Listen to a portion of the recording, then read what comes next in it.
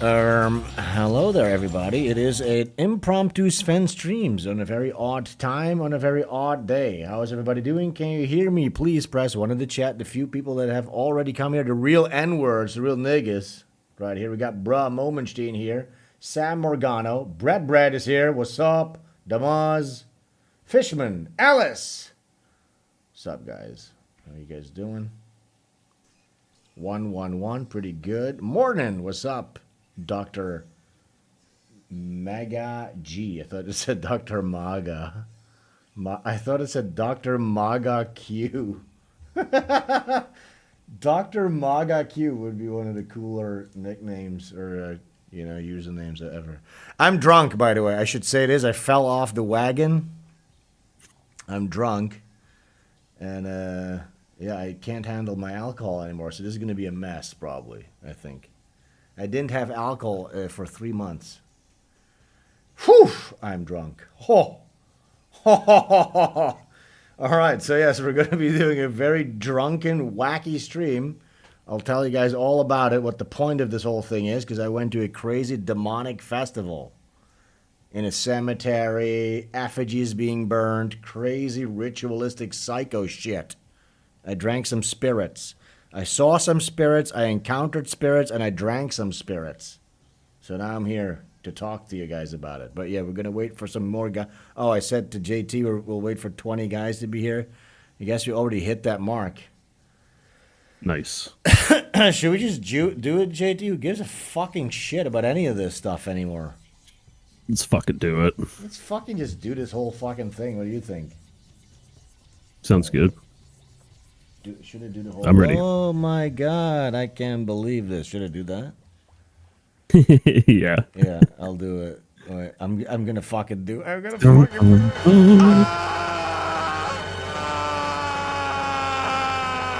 Say! Oh my god! I can't believe this! Yo, I can't believe this! Yo, I cannot believe this! It's just... Oh my gosh! It is SvenStreams. We are here today with you. Today we are here. Today with you. Hell yeah. Today.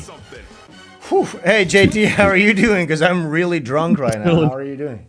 I'm vibing to the worst song in the world. The worst, most horrific, terrible song in the world that we start our very stream with. Yeah, I'm drunk. Well, let's first see if people can hear you. That would be nice, guys. Can we get a 1 in the chat if you can hear JT properly? That would be nice to know. First, yeah, 1 2 1 2. Is my voice good? 1 2 3. Should we turn it up or down? Yeah, let us know if that's all good, properly. Should be mixed. good. We kind of want to. I think you're a little loud though, a little bit. Let me go turn. I could go down a little bit, maybe. Yeah, like that. I think something like that. Good. Liz is here. Everybody's here. Yeah, so today in Bali, where I'm at, as you guys know, it is the Ogo Festival. Have you ever heard of this, JT? Ogo Ogo. No. Well, I would have remembered it if I've heard it before. So it's a weird demonic festival where the locals, they create effigies a couple of months leading up to this festival. I don't know much about it either. I got some videos pulled up so that I can learn with you guys. I just experienced it. I got offered like a weird... I don't even know what the fuck it is. It's called arak. I've had it before. It's like some weird Balinese local spirit. And I'm not... look, if you're a local guy... You find yourself at a cemetery where they're burning demonic effigies and you get offered a spirit. Vitamax 0 tip hey. $10. Hello, Butch Killigan Volume 3. Hell yes, Butch Gilligan Volume 3. We'll get into that too. But, I'm the type of guy, if a guy offers you a weird fucking self-brewed alcohol at a cemetery, what am I going to say? No? Despite the fact that I had been sober for 3 months, you don't want to be the guy if you get offered a fucking... Be rude. You want to be that guy, right? When you get offered like some self-brewed rum or whatever it is, a gin at the cemetery, you can't say no to that. They only break the good stuff out on those occasions anyway, so it'd be really insulting if you turned it down, I bet. Yeah. So I was like, you know what? I'll fall off the wagon for that. Being at the cemetery and all that, I'll fall off the wagon. Had a couple of sips. And of course, having the European curse, that tasted like more. So I stopped by the local. Yeah. I Oh stopped. yeah. I was like, hey, you know what? Might as well. When in Rome, Oh, when in the hunger. It gets a hunger. the hunger, the itch, the itch. Yeah. It's an itch. The itch happened. So yeah, I went to a Circle K. I got some what I think it's like the equivalent of like what is that called? Like White Claws, like little like 5%er vodka mixed Yeah. drinks. Yeah, vodka soda kind of drinks. I had yeah, like with 5 or some 6 flavor. of those little niggas. And then I was like, you know what? We might as well just continue down this path. And I actually got a That bottle. 6 tasted good. Let's have 6 more. Actually, I went ahead and I got a bottle of Arak. So now I'm going to continue to drink the spirit in the spirit of Ogo Ogo, and we'll get in. We'll do an Ogo Ogo deep dive today into this weird festival that's happening. It's crazy. The vibes are nuts, JT. Like outside. So what's gonna happen is this, real quick. You have the Ogo Ogo festival. As I understand it, they create these demonic effigies, which are all around. You see them like everywhere, like in the corners. Then people are building these things like paper mache Yeah. statues. And then today is the festival. So we went out. I went on my motorcycle trying to. craft. Another thing is this. There's no rhyme or reason to any of this. So I'm like, okay, where do you go? What happens?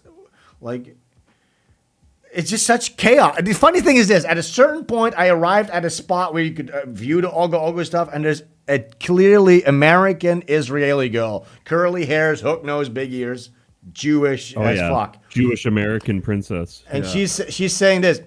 You know what's so crazy to me? It's just like how organized it is. And you can see these people, they're all in tune. And like, organized, you stupid. What the fuck are you talking about? They literally turned off. They're turning off the electricity, by the way. So tomorrow it's Nyepi. You're not allowed to have any lights or electricity on. So that's why I'm doing the stream today, just in case everything goes haywire. They turned off. So today I tried to get some cash from the ATM because you always need cash here. I wanted to go get my laundry, okay? Because you only can pay with cash. The ATMs were turned off, like nationwide, like Bali wide, okay? Okay, no ATMs. Then they turned off the fucking, I'm not kidding, the traffic lights are turned off. So it's utter chaos. And this stupid bitch, she's talking about, it's just so awesome to see how greatly everything is like super organized. Like, super organized? Like, that's the last thing that I would describe what's going on here. It's a demonic festival. It lines up with Sabbath. Yeah, with my to her, a demonic festival where you're burning demons at the cemetery, inhaling smoke. There's no. I like rhyme that or everybody. There's like an arts and crafts part though, where everybody makes their demons and like displays them for a while, and then they. Hey, look, I love this. I love it, but I don't even mind the. I like a little bit of chaos, JT. I love it. I love when the status quo is like thrown about. I like that. You know, Yeah. I remember one time I was at a festival in Belgium, and it was like a heat wave where it was like 43 degrees. And, Oh fuck! and people were passing out. People were dying. Literally, old people are dying. Yeah, no, and, fuck. That's like and I was dying weather like, for sure. and oddly enough, I was like, whoa, this is exciting. I don't know why. Yeah. I don't know what that is, but I was like, yes, survival of the fittest is back. You know what I'm saying? The system collapse is here. I know, somehow that's exciting to me. I loved COVID. I enjoyed I'm like COVID. that when a really big snowstorm rolls through, like You know? Toronto. I'm like, it looks good on them. Hell yeah, yeah. We'll see who get through this. You know, it's like just something different. I like it. So, okay, let's first say this. Butch Gilligan 3 is going into its last stretch. If you've been thinking about getting Butch Gilligan 3, get on that shit right now. On Kickstarter, still live. Go get the Omnibus edition, which collects book 1, 2, and 3 together into one big fat hardcover. Oh, we crossed it to the 2,300 or 23,000, I should say, and 338 backers on Kickstarter. We're also on Fund My Comic if you want to get the variant cover. Do I have that up? Fund My Comic, of course, yes. And I should say this too. You can also go via the website. Oh, flipping heckin' frick. Via the website.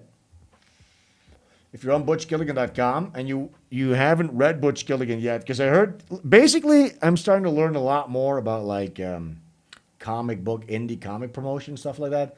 A lot of people, they hold off with backing a book unless they know that somebody has at least fulfilled 2 books successfully, because then they know, oh, this is actually a thing. It's not just a one-off and then it's going to flop. It's established. Yeah, it's established. So now, luckily, Butch Gilligan has exactly fulfilled 2 books successfully on time, rave reviews. So that shouldn't be a problem anymore. But if you want to get those books, if you haven't gotten them yet, you can click here on physical books, also digital available over here. But click on physical books. You'll go to the Iconic Comics web store, and you can get your books over here too. You can pre-order everything that's on the campaigns as well on the Iconic Comics web store. And you'll get stuff a little earlier here if you go to the previous section. So all these the first and second book, they're all available on the campaign page, but also on the Iconic Comics web store. Now, if you order the first stuff, this section, book 1, book 2, all this stuff, you're gonna get it earlier. I'm just letting you guys know. And then here is the standees are really cool, guys. You should get some standees. I've got one of each. They're fucking sick. Yes, and all this stuff is limited. This is all limited edition. Once these covers sell out, this one, it's fucking gone. Like this cover out of stock. Everybody who has gotten this cover, this first edition, it's never going to be reprinted. So that's going to be a collectible. It is a collectible already. So then here is the Fund My Comic page. Is the variant cover. It looks like this. That's this one. You can go get that one on Fund My Comic. But again, I suggest everybody to go get themselves the big, fat, mother-freaking hardcover omnibus edition, which collects book 1, 2, and 3. And like I always say, if Butch Gilligan were to be a movie series, this would be the first film. Book 1, 2, and 3, arc 1, complete. This is going to be it, okay? Once this book is done, Butch is going to step up a level, let's say. So get in on it if you were on the fence, because the campaign is going to close soon. After campaign is done, this book is going to retail for $70. Right now it's $50. Okay, that's an insane deal. So go grab it while you can right now. There you go. That's Butch Gilligan. You'll have to remind me to plug it a couple more times, because I'm not really doing a great job on these previous streams. When I did a stream with Jesse PS, which was a really good one, people have been really sending me messages. They really loved the previous Jesse PS stream we did. Yeah, that was a really good one. But you didn't do enough promo, you're saying? No, I only did one. I did one promo, I think, at the beginning. Whoops. Whoopsie. But anyways, yeah. Go get Butch Gilligan. It's only live. It's like live for only like a week. Last week. So go get it. Yeah. Okay, Ogo Ogo. Let's get into Ogo Ogo. So this is happening. I went there today. I took some videos. Let me show you this. This is me at Ogo Ogo.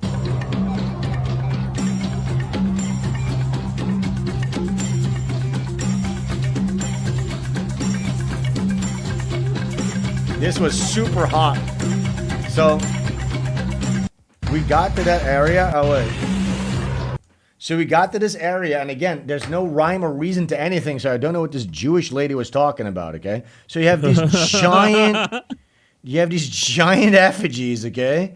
So I'm like, all right, where do we go? Look, when there's like a festival or like a cultural event in the Netherlands or something, you'll have like pamphlets. You could go to the government website. There's like kiosks or whatever, and they go, all right, it's organized, so you want to go get there early. If you have kids, you can go here. There's a playground, but it starts here and it ends there. Blah blah. Here it's just like people are building things, and they're going to be burnt at cemeteries. Figure it out, okay? So I'm like, all right. So I get to this place, I park my bike, and then we walked, and it's super fucking crowded, and it's hot, okay? It's boiling hot. I'm sweating. I'm fucking oozing sweat, and there's these giant fucking things being rolled around, but I'm just like, I can't stand here anymore. I can't stand here for this long. So then we started driving. Just watch this.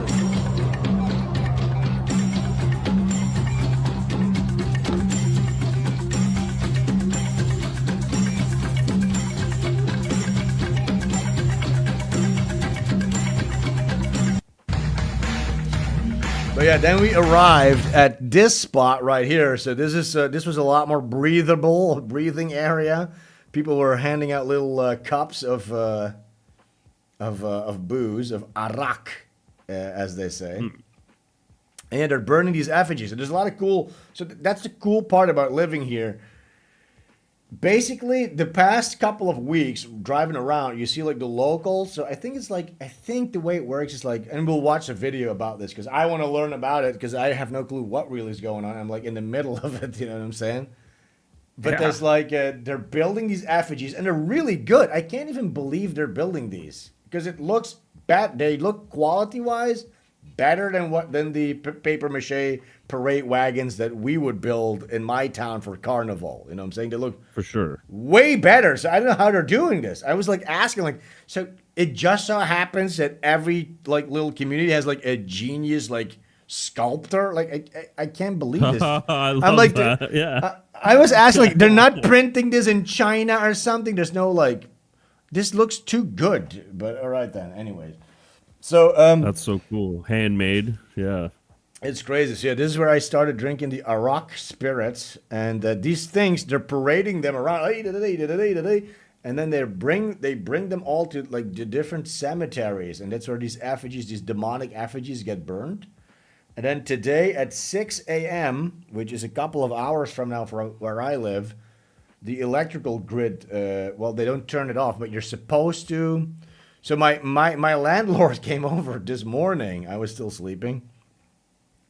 By the way, here's another crazy thing. So yesterday, or the day before, I came back from the gym, and I come back home, and I try to take a shower, and there's no fucking water. This happens. Oh, man. There's no fucking water. Everything's falling apart. Yeah, I know, but it just happens. Just island time, you know. You just need to get used to shit like that. But what happened is this: I'm like, dude. I'm telling my landlord, dude, for real, again. This guy speaks fluent English. He's super chill. This guy. Nice. He's like, sorry, man. He shows me a video. You see, like a video of a road, and it's like a pipe bursting with like the water spraying out. You know, it's not his fault. So I'm like, okay, fuck. No. So yesterday I just said, okay, fuck it. I'll just go to a resort. I just got like, I went to like a 5-star resort yesterday overnight to chill. I chilled at the pool. I didn't do jack shit. I'm behind on work 2 days now, but yeah, I went, it was really nice. And it was just $25, by the way, with my booking.com account. Only $25 for a one-nighter at a 5-star resort, including breakfast. Jesus Christ! It was so nice. I wish I took some pictures of it. I pay more for a steak than that, dude. I should show you. I'll show you. Wait, it was ID. That's crazy. Yeah, I'll show you. I'll show you where I stayed. Can I get a video of this? I guess this is it. Wait, let's see.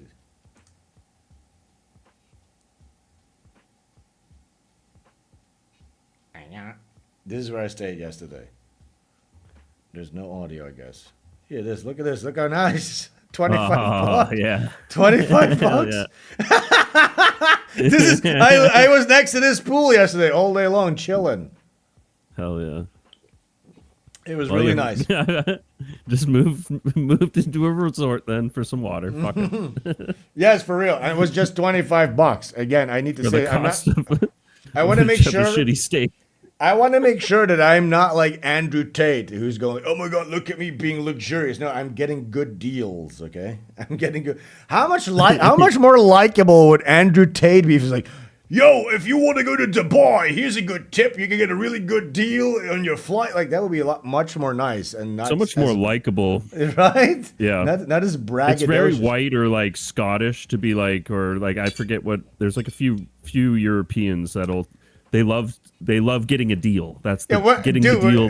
But who doesn't like getting a deal? The Dutch, what are you talking about? The Dutch are that. That's the Dutch, you know what I'm saying? The Dutch are the deal guys. Oh my God, hey, can I get a good deal on this? I'm the Jew of Europe, basically. The Dutch are the European, the mercantile, white Jew. yeah. Going Dutch, it's a saying, literally going Dutch. Now I will say this: I'm from the south of the Netherlands, so we're not really like that. But in the north, They're so cheap. They're really cheap, the Dutch in the north. But when you mix it with travel, it gives everybody who's traveling wants to save a few bucks and get a good deal. You know what I mean? Like, obviously, if you travel a lot, that's like the name of the game, because your expenses will pile up if you're not. What I'm saying is treated like a tourist. What I'm saying, if you don't have to be at an office physically, there's literally no reason at this point, with the entire collapse of every single society that we held dearly, to not go to a place like this where you literally become. Look, here's what happens when you move to Bali. First of all, you become taller. Literally, you grow taller because you're now the taller guy. It's unbelievable. I understand. You're the tallest guy. Right? I was the tallest guy here, okay? I'm 5'10". I'm the tallest guy here, okay? I'm not joking. You become twice as rich. It's like you do the Sims cheat code, bloop, bloop, bloop. Your money becomes... The second you step out of the airplane, your money doubles. Okay, there you go. Like, why wouldn't you do it? You know what I'm saying? There's no reason not to do it. And look, you're going to miss your mommy sometimes, I guess. You know what I'm saying? Or something like that. Or their gravesite, maybe. Oh, yeah. Well, we're getting a little old. You're going to miss your friends and your family is what I mean. But yeah. We're getting a little on for missing parents now. Yeah, that's true. But yeah, so I'm saying, you know, like, just try it out if you have that option, is what I'm saying. And you can get some really good deals. I can see the appeal for sure. Right? Okay, let's see what else we got. I can see the appeal for sure. So loud. Okay, we got it. Hear this. Look, we were driving past this.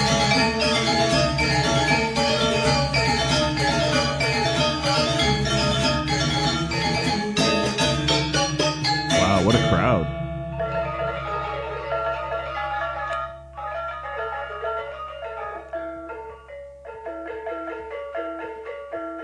Look at this, like a snail demon. Like, it's literally like Bloodborne bosses, basically. Like Dark Souls bosses.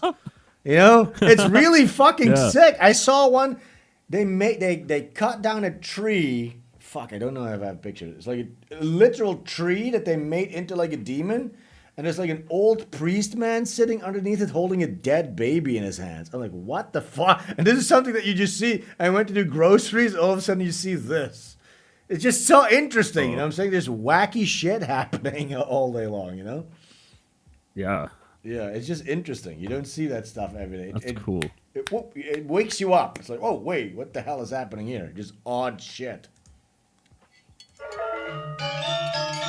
Look at this snail guy. He looks pretty cool.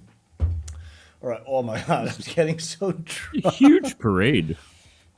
Dude, this is not even, it's not like this is the parade, okay? So we were just trying to find something. So we were driving past this. Then there's another one happening over there. There's another one happening over there. There's an even bigger one. It's complete chaos. And again, all the traffic lights are turned off.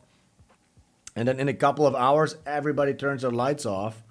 And then you can see like the Milky Way and stuff like that. And I guess it's also good for, like, pollution and stuff like that goes down. For sure. Yeah, you can see everything, all the stars in the sky when all the lights are off. Wait, people are saying no chat. Yeah, no chat on the screen. I was about to mention that. Oh my God. The one that goes above your head or your webcam box. Yeah, I know. Vault. Why is that not working? I can do the backup one again. Wait, one second. Baby, everything's breaking, baby. Wait, is this one? Is that the one or no?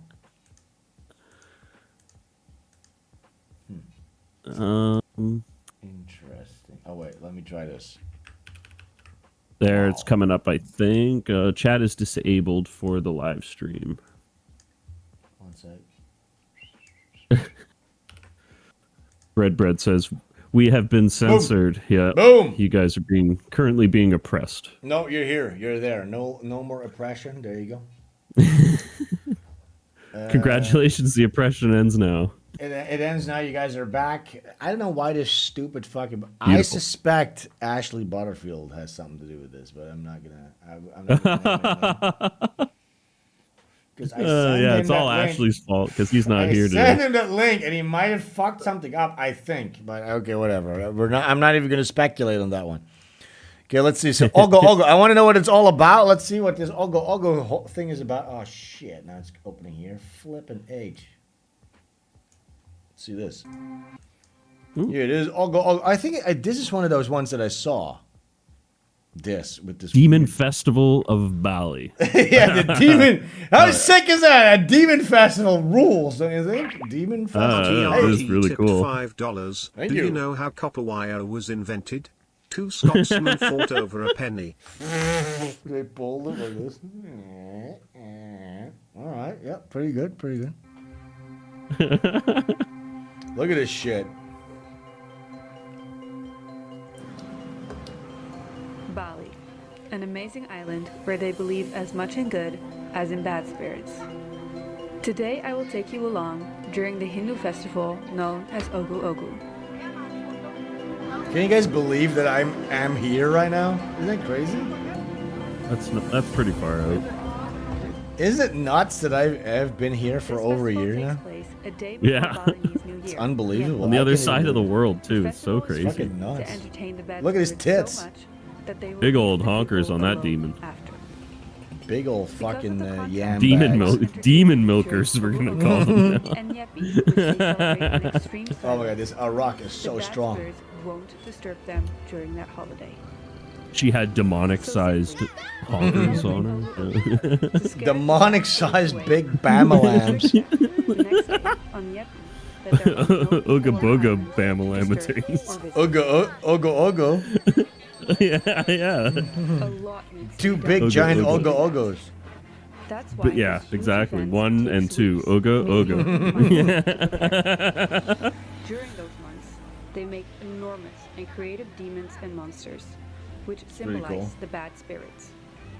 They create them in all sorts of sizes, shapes, and Wow, I'm colors. so drunk. It's Some crazy. even have more than one To arm acknowledge the face. spirits too, so that way they don't get pissy. Everyone is Yeah, and then you extremely fucking excited burned them about at the the celebration. Not only cemetery. because Balinese people are No. very dedicated to their traditions and rituals, but also because Imagine that a people society who's allowed to have their traditions and rituals and stuff. in the night. Yeah. there will be I guess in that way you're controlling the from demons small in ones some way. held You know, by you have the children control to the over biggest when they're ones that are vanquished and carried how by they're people. how kind of neat concept. During this performance, they lift and shake the demon and then spin it around. So this is literally what was happening today. It's still probably going on right now. I wonder if they have a Man, yeah, live that's some- feed. Some fucking heavy craftsmanship on them sculptures. It They're looks heavy good, and duty. it's just the locals doing this in their neighborhood. Like I can't even believe it. I feel like there's something. Okay, I don't want to diminish it, but okay, this one is a little crude, but some of these things look really good. You know that some of them are heavy if it takes a rig like that to carry it around too. Yeah, it's the same with that funeral procession. Wait, that's what is this? That was it? I thought it was a longer video than that. Wait, let me see. I got another one. It's a little brief. I got another one here. This. I wonder if there's a live feed. Ogo Ogo. Oh, that'd be Dancing cool. with devils and demons. Yeah, let me see if I can find a live feed. A name that echoes paradise. Look at this place. Look how Lush beautiful this fucking place is. Crashing waves, temples rising through the mist, offerings laid with delicate hands.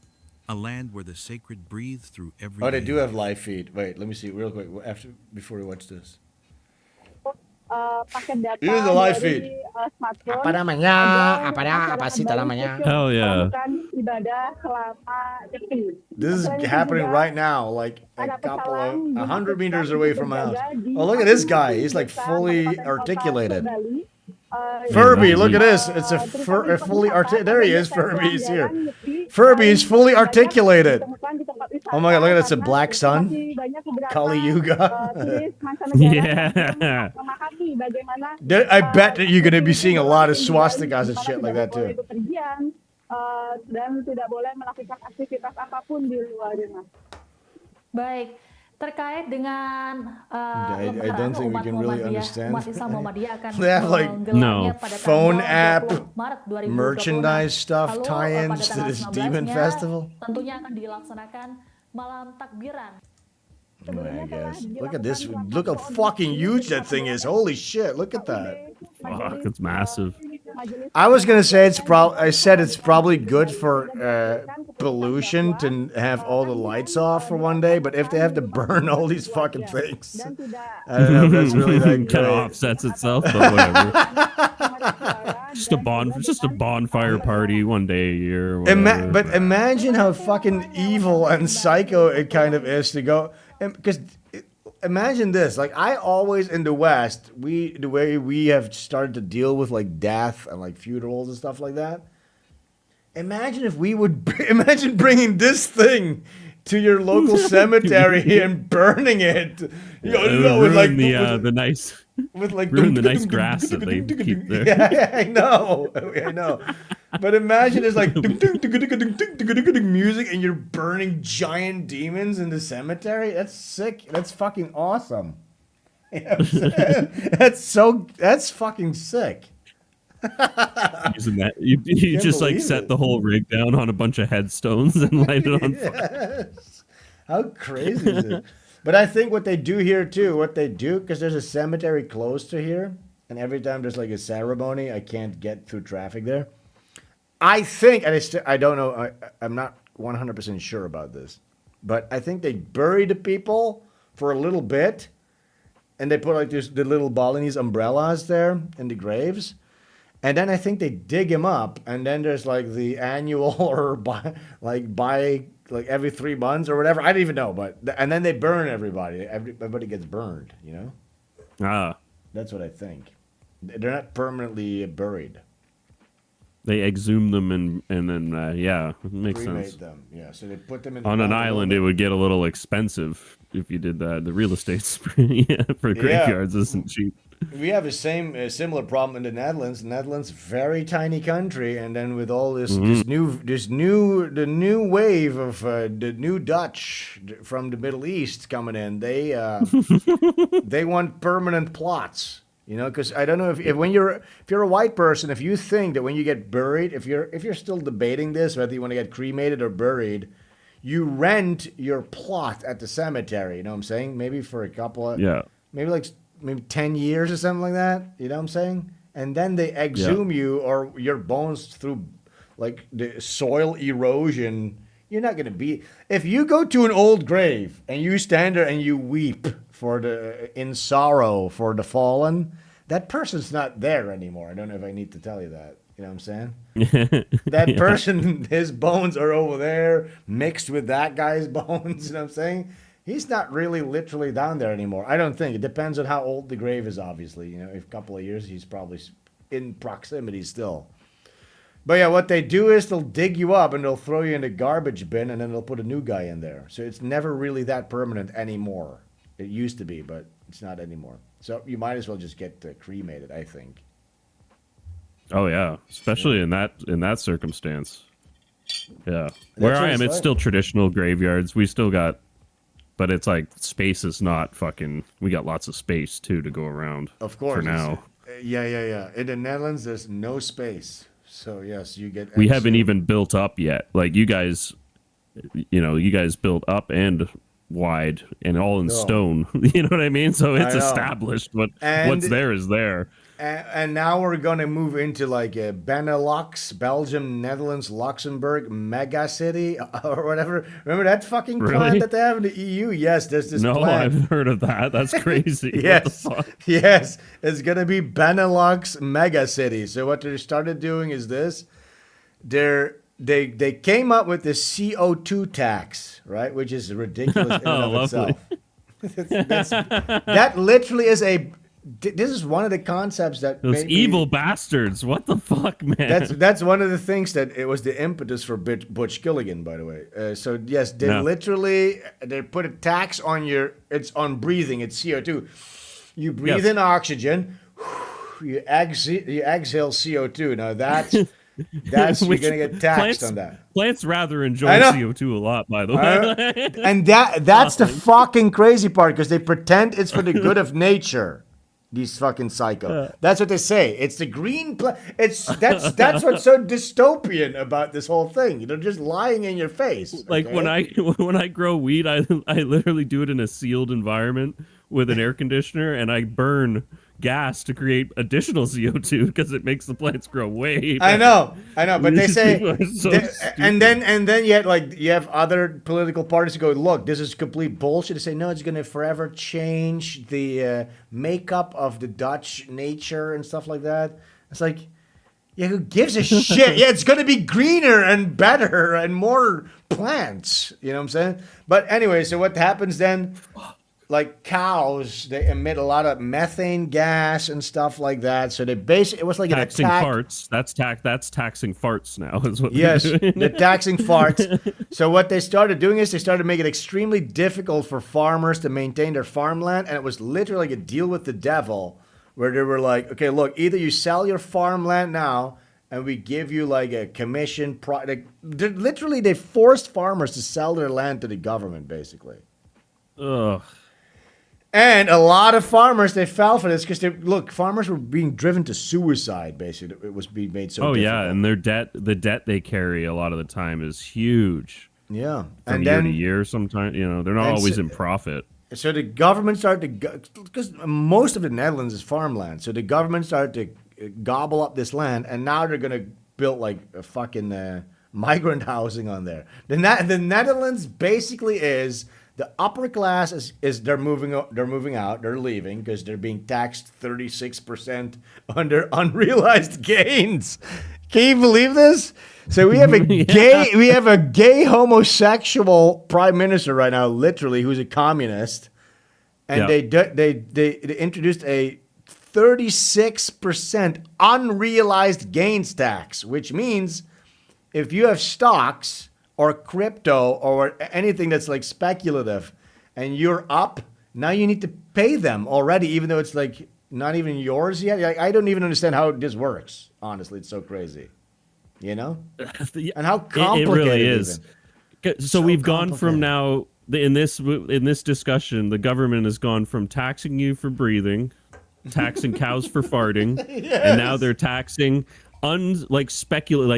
theoretical money, just theoretical profit that you may or may not be able to realize if you could sell the asset. Yes. in like 3 layers of speculation, abstracted profit. You know what I mean? Yes. So anybody who was making serious money in the speculative stock market and stuff like that, which generally speaking, these are upper class people. They're leaving. So what you're going to be left with is this already hollowed out middle class that is now paying to maintain this. What do you call that? What is that called again? They're paying for migrants, basically, for free health their own care. Replacement. Yeah, their own demographic. They're paying for their own demographic replacement. I saw something. Wait, let me show you this. This is interesting because it's on topic. 1 second. They're paying through the nose too, every way they could, even for farting, breathing, and theoretical shit that they just make up as if they go along. It's nuts. Okay, wait, let me show you this right here. This is a map of the Netherlands. Okay, can you guys see this? The redder it becomes, the hotter the color, the more migration. Look, so this was in but this is the political party that I vote for in the Netherlands, Forum for Democracy. They made this map. And even it's like the migration map. It's called the diversity radar. That's what it's called, okay? And they're being called, just for making this, they're like, oh my God, they're like neo-Nazi, anti-Semite. They're still doing this. And in the Netherlands, we haven't gotten, how do I say this? Like the regular plebs, they're not woken up yet to this whole thing. You know what I'm saying? Like right now, when you're terminally online like us, it's like, the Jews are being named. People are less afraid to talk about the real problems. This is not the case in the Netherlands. It's extremely cocked still. People are still like apologizing for colonial past. Like they're way behind. They're way behind. Like if only you still have America. The millions of masses that don't get their news from their phone. They get it from the TV. Yes, exactly. Radio, right? Yes. So here's what I would hope. I hope that like that's why it's so important that like the media establishment in the United States can get like a proper foothold, like right wingers, I mean. And then if America can stop, because people don't understand this. We are culturally downstream from the United States. We are a United States satellite, okay? That's what the Netherlands is. So if the United States can stop exporting sodomy and gay shit to us, then maybe the Netherlands has a chance. Okay, if you guys could stop, please, for a couple of years, exporting gay homo stuff constantly, then maybe we can fix this stuff, because that's really what it is. The problem with this type of stuff is that the media has such power, so something like this gets released, like, oh my god, this is neo-Nazism. And then regular people are like, okay, yeah, this is kind of icky. I guess this is icky. This, yeah, consensus filter. People think consensus filtered thinking is what most people do. So you're at the lunch table, and it's like, okay, who are you going to be voting for? You're too afraid to say Forum for Democracy, which is these guys, because those are seen as like, ooh, that's like seedy Nazi underbelly type of stuff. You know what I'm saying? Yeah. Like when the U.S. coughs, everybody else gets a cold. We need the U.S. to like clear their throat and say, actually, white people are cool, and then to have that echo everywhere. Dude, instead of them literally. And then they go, like, what are you talking about the United? What do you care about the United States? Just focus on your own thing, dude. What do you guys are like this? If you think of like a Zelda boss that has like the glowing red eye, that's the United States. Why should I be focusing on anything else? I need to be focusing on the United States. That's where everything's emanating from. That's the hit Just spot. ignore the Triforce and Ganondorf, dude. Yeah. Go fight the mobs, that are infinitely spawning. But look at this. So this was 1996. Yeah, focus on the unlimited skeletons and collecting rupees. You know what's crazy to me? Like even in 2012, I clearly remember that like it was still pretty good. You know what I'm saying? It's not that bad. I'm from the south here, and obviously here, so this is Holland. You know when people call the Netherlands Holland and everybody else gets offended? Because this is what Holland is. It's like it's where the government is, where the media is from. That's where the liberal woke bullshit is happening up here always. Now look at this, boom. Right. Now we're in 2025. Dang, look at this. We're fucked. Oh my god. No way, dude. It's done. Bro. It's just done. The Netherlands is finished. I thought we were like oh. Oh, bro. Yeah, I know. This reaction is so genuine too. Oh, I'm so sorry, dude. Yeah, I know. It's done. It's over. The only thing like that you can do now is Torontoification of your country. It's fucking You need to leave. Here's the thing. GTA. Here's the thing, man. You need to get out of there. That's what I think. Or it needs to be razzias and things that you can't say. But we're so far removed from that fucking discussion. It's so far. That's so far. That discussion, that's what we can't even say right now. Yeah. That discussion, it's so far removed. There's no point. Like, what am I going to do? Like, I can't even convince my own friends. They're like giving people knock and talks for saying too much now. I can't even convince my own friends. Tubing enthusiast tipped $5. FVD/forum for democracy is based.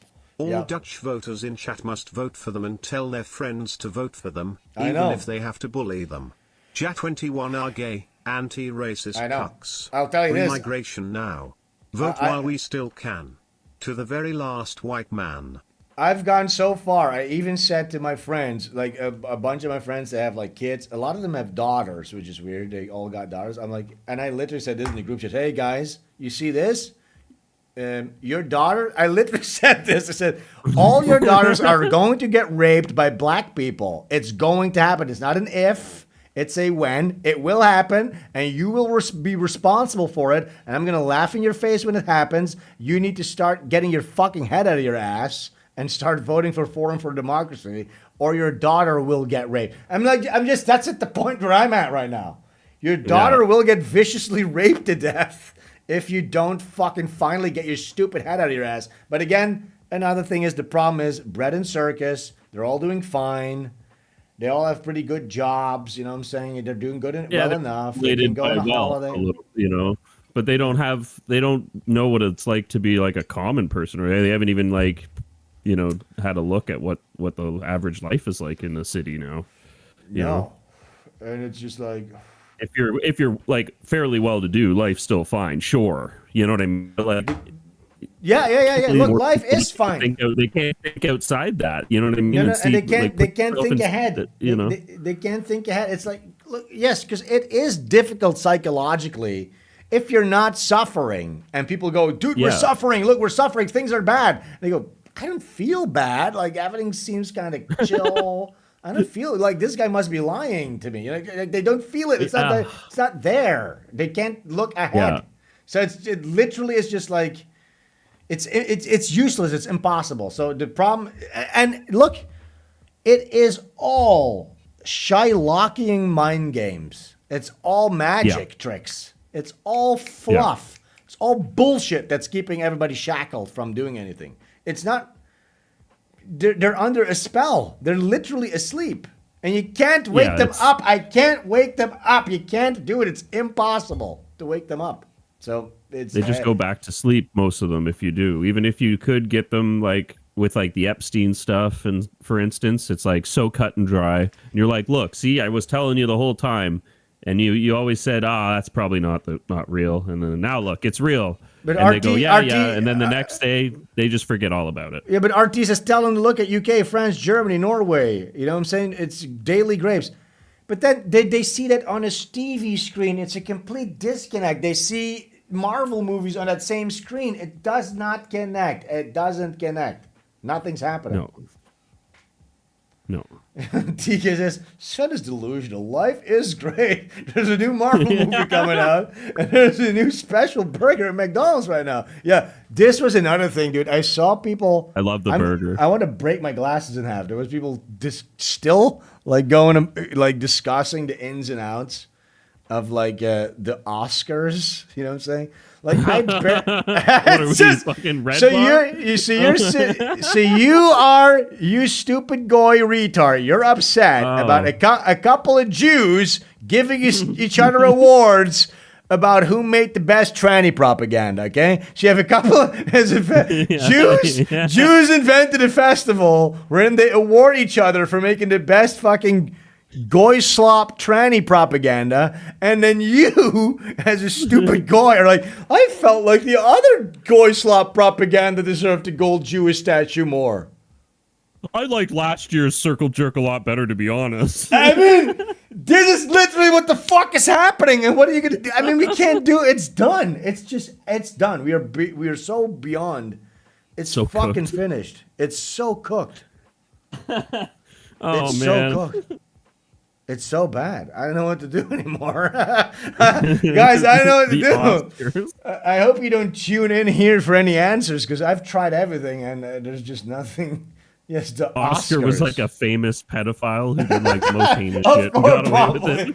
Probably. And is that true? I'm just guessing because it's Hollywood, right? So it's probably true. I'm gonna guess Oscar is some kind of a gematria Jewish mythology pedophile type of guy. Demon. You kick over 3 rocks in Hollywood and 4 pedophiles come running out. The fact that people are still venerating that in any way, shape, or form after all that we've been through is just, it's just so nuts, insane. Man. I've been saying it my whole life, and I'm like, stop watching TV. They're all pedophiles, and everyone's like, yeah, sure. Oh yeah, now sure. It's just like the facts, and people are still. Well, last year the pedophiles had much better movies, and they're just gobbling honestly, up popcorn. Ever since Trump, things have got look. I literally there was a screenshot of a new Disney film. Yeah. I don't even know what it is, like Rapunzel or something, and the main character some recycled. The main characters were both white, and people were like, finally, Disney has learned its lesson because not everybody's black. Throw them a bone. Throw the guys a bone and watch them dance. We're so back. The Disney slop garbage remake nonsense is not completely paused up and gay. It's not 100% paused up and gay. It's only 95% gay. They're cheering for a screenshot. They haven't even seen the movie or the plot yet. They probably both get blacked by the end or something by Prince Charming of the Ghetto or something. It was another thing. There was what was that guy? There's like a black guy. He was in the Rocky Balboa sequels, like that black guy. He was the bad guy in Wakanda. Oh, fuck.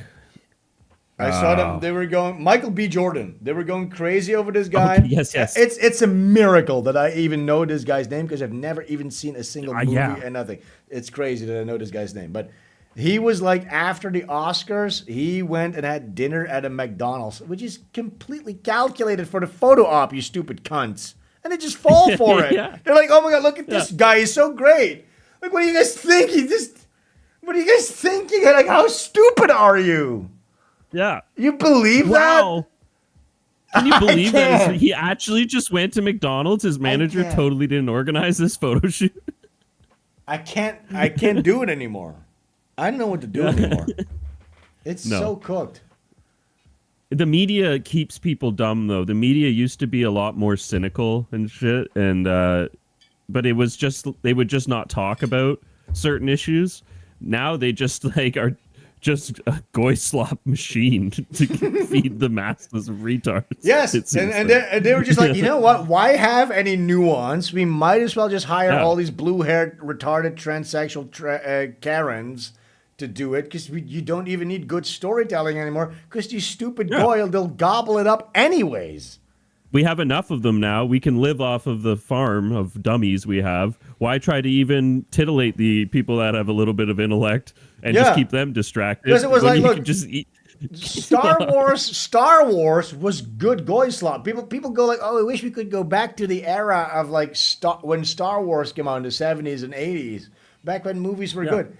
That was already Jewish propaganda, you stupid fucking retard. It was just a little bit more, it was just more sophisticated and betterly crafted back in the day. You know what I'm saying? Yeah, they took pride in it. Yeah, they knew, you had like clever, smart Jews actually writing good stories and tinkering with stuff in a good way. Now they don't even give a fuck anymore, and neither should they, because the goy will gobble it up anyways. It doesn't matter. They line up around the block, drooling to their friggin' their feet are wet with drool, and they're, I can't wait.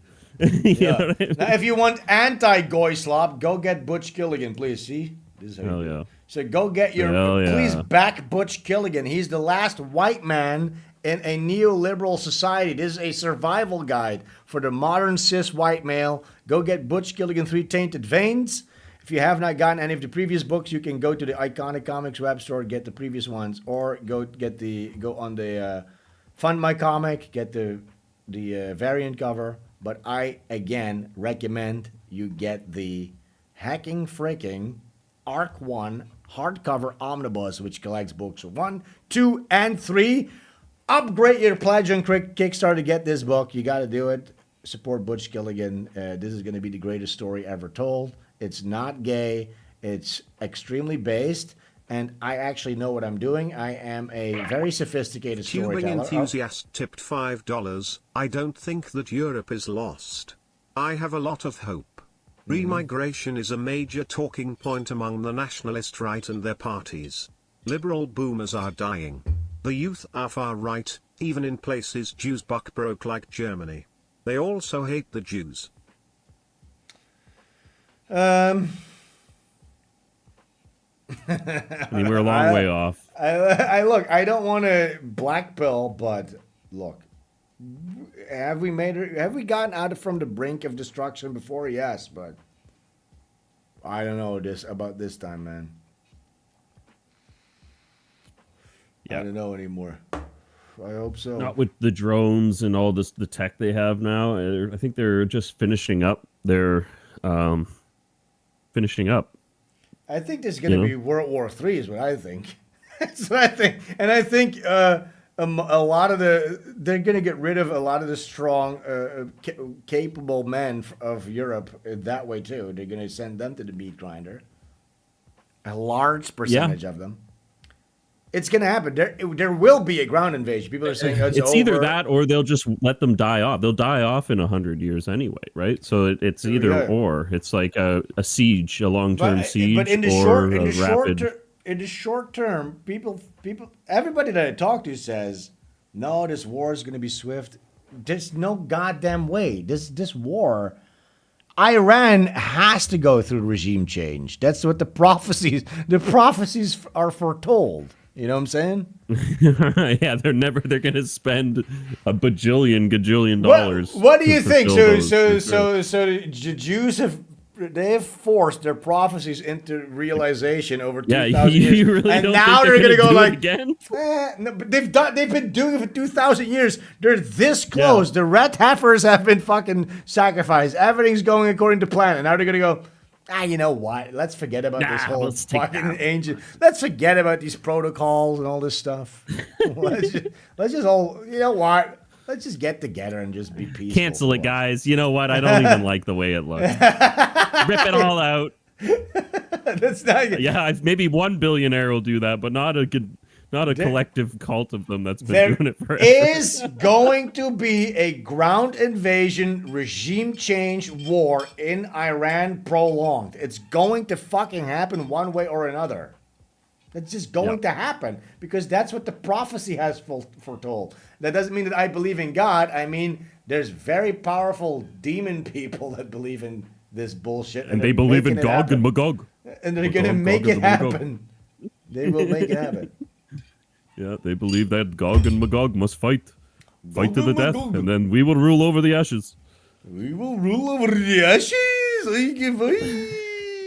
But I was going to say, the omnibus, guys, is a really great value for the Butch Killigan. Yes. If you're a new buyer, you should definitely get it because you can get all three in one click. You know what I mean? And it's an amazing value compared to buying them individually. So. And literally, you guys need to understand, like, just stop paying for fucking Netflix, any of that shit. Just get yourself one of these books. Support actual. This could, if everybody supports this could be like the next best thing. This is really important. People don't understand it. I shouldn't say this about myself. Somebody else should be saying this. I'm not saying that you should, but you know what I'm saying? Like, because culture is downstream from art. That's what it is. Art is culture, and there is nothing. I'm swear to God, there's nothing. There is nothing. Only Japan. Japan's making good stuff, and they're just doing it. Mm-hmm. They're not even. They don't even know. They're still like uncompromised, basically. Japan still. Imagine if Japan falls. You will literally have nothing that is good, or it'll only be slop. It'll only be. They're the closest thing to like bullshit. Real mainstream independent media for sure. That's keeps their culture and And they've had pressure, and they've had in certain areas, but they've kept a lot to themselves, which is good. Oh, yeah, they've had a lot of pressure, but I think they're fighting back in that stuff too. Like Japan seems to be finally going into. Japan is going. Oh, thank God! At least Japan has is like. They're standing up with the U.S. on the stage, looking really stupid right now. Japan is like they're starting to go. Why do we have to listen to them? Look at how dumb they are. You know these people, these Epstein class, right? United States of Epstein. Yeah. So. Yeah. Okay, let's see. I want to see this. I need to take a quick piss, though. Should we go to break screen real quick? Do you need to take a little Wizzaringus? Yeah, I could go real quick. All right. We'll be right back, guys. Stay tuned. We'll be going back into... I want to show you guys my Ogo Ogo experience. Chris.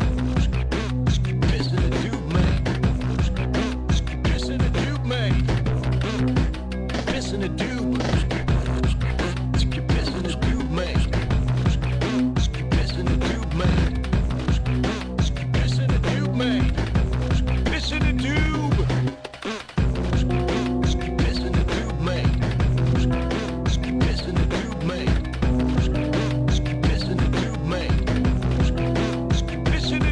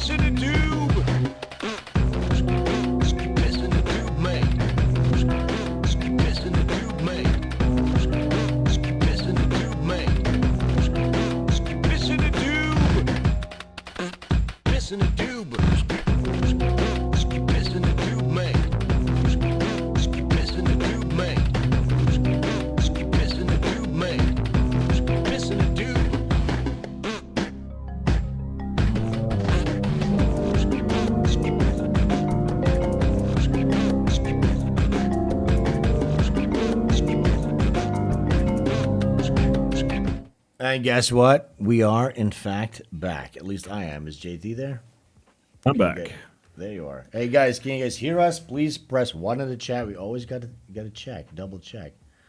Double check the 1, 2. Double check, 1, 2. Ha ha! Take it to the Matthews Bridge. Ha ha! Yeah, yeah, Yeah. yeah. To the Matthews Bridge. Where is that even? Where is this Matthews? I don't know. Take it to the nearest landmark, homie. Yeah. Hey, yeah! Take it to the nearest landmark. Oh, yeah! Shout outs to the CN Tower. Tower. This tower. But beyond Watch this. Look at this. there is rhythm Bali. cycles of That's where I'm balance at. and purification that Cycles guide of the Balinese balance and calendar. purification. And once a year, That's this what I peaceful figured. island unleashes its chaos. See, this is what I On the think. I eve of- think for the time being, we need to create an enclave over here in Bali to preserve the stock, the top stock of our civilizations. And then we'll come back at some point. Nyepi, the day of silence. The streets come alive with fire, noise, and spirits. This is the night of the Ogo Ogo. Bintang.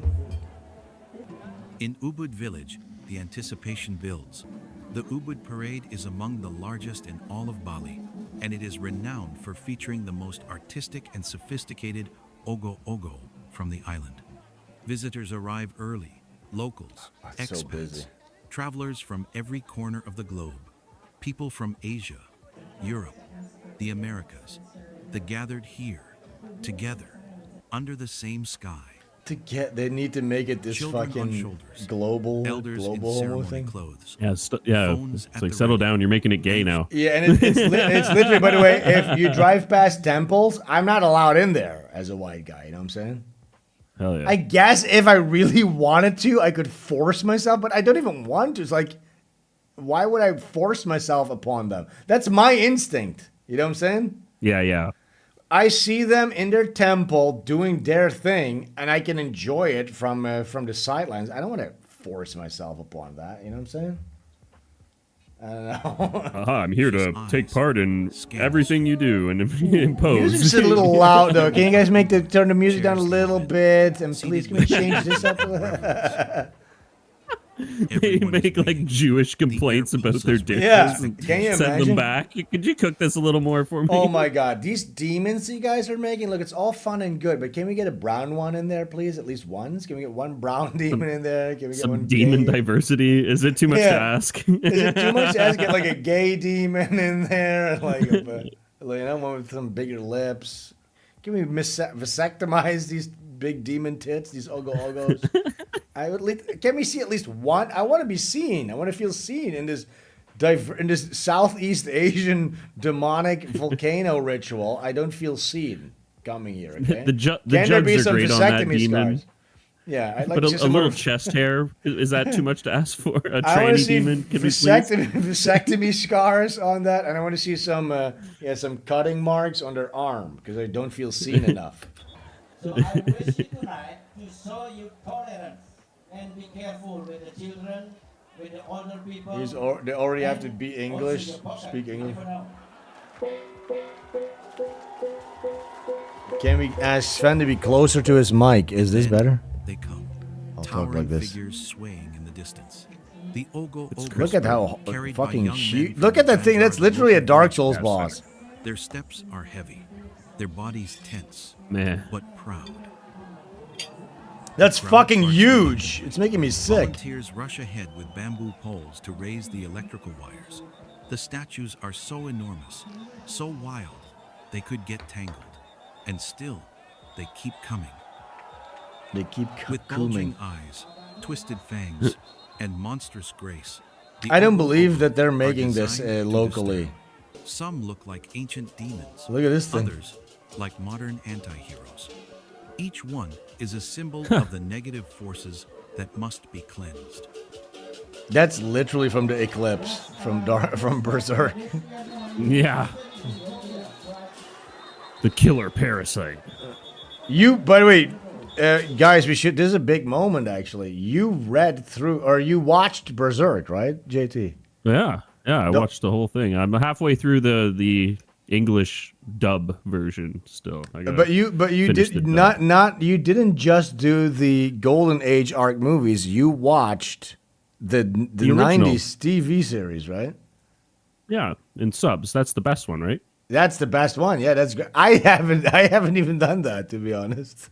But really? I read the manga. You know, there's more in the manga because when I started, of course, researching online, I was like, oh, there's a lot of stuff that's in the manga that's not in the 90s cartoon. But you got to read the manga. I highly recommend the 90s cartoon. Was really well done. I really liked it. I know it's good. It's really good. There is a cut. Even somebody did a cut where they cut together the 90s cartoon with the movies. Yeah. That'd be cool. Yeah, that's a good one. But I do recommend reading the manga. I think that's a tall ask because a lot of people, they'd rather watch anime. But what I think you should do to experience Berserk is you put on a playlist of the 90s television series because that's peak Kino. That fucking OST of the original Berserk fucking TV series is great. It's awesome. It's so great. So put that on, and then you read the manga. It's so good. It's so awesome. So everybody, I wish I had got a big volume of the manga at Kinokuniya now while I was there. Oh yeah. But, oh well. Yeah. That's a good one to get. Because they had some nice versions of it there, didn't they? Yeah, they have the leather-bound Berserk ones. The big fat ones. Yeah, like I nice recommend big text. You know, yeah. Streams nice. Pass without Sven mentioning Berserk, 0. Yeah, exactly. You gotta get Berserk. I will keep mentioning Berserk. It's the best goddamn fucking thing ever, basically. And eventually, people will listen. It took me long enough to. yeah. You see, and weren't you glad that you did? Isn't it? It's literally. Oh yeah. I was like, no, this is one of the best recommendations I've ever had for when you got to the eclipse. I mean, I don't even know if we should spoil it if people haven't gotten to the eclipse yet. Yeah, we shan't spoil it, but it's quite the thrill ride for sure. You can't even look away. It's something. Because that's what I love in that story is look in Berserk. Psychedelic too. It's really cool. And what I love about it is this, and something similar. I'm employing in Butch Gilligan something similar, but it's like this. Butch or Berserk, the story in and of itself is entertaining as it is. It's great characters, all that stuff. But then at a certain point, and it's so deep into the story, because when people think of Berserk, they don't think of the beginning of Berserk the way things was. They think of the Dark Swordsman. They think of Griffith and what he did. They think of the sacrifice and all that stuff, right? But that comes way goddamn late. So what Miura did is so genius. It's basically he created his story and it's all a fucking build-up. It's all a build-up to the eclipse, basically. Yeah. You know what I'm saying? And that's where the real story begins. But he took his time. Yeah. Because usually a story, that whole thing leading up to the eclipse would be chapter 1. No, he doesn't do that. He does like 13 fucking volumes, and then the big fucking thing happens. You know what I'm saying? And that's so ballsy. But what worked about it is that the story in and of itself was already very entertaining. You know what I'm saying? It's masterful in the 90s anime, the way it hits you, really gets you right in the emotions. It's a ride the whole way. The last 2-3 episodes are just like they're just a ride, man. It's really cool. And I don't want to spoil it for anybody. I could go deep into it, but I don't want to. I feel like that would spoil it for anybody. But also, JT, it also is. You don't want to, as old as it is, you don't want to spoil it. In and of itself, it's also is like an inversion of like classic like Christian story tropes, right? It's more of a Gnostic kind of thing. If you think about it, right? Yeah, for sure. Because he is the suffering struggler who always has to suffer. He's the dark black swordsman, but this white angelic figure, Griffith, he's actually the fucking demon. You know what I'm saying?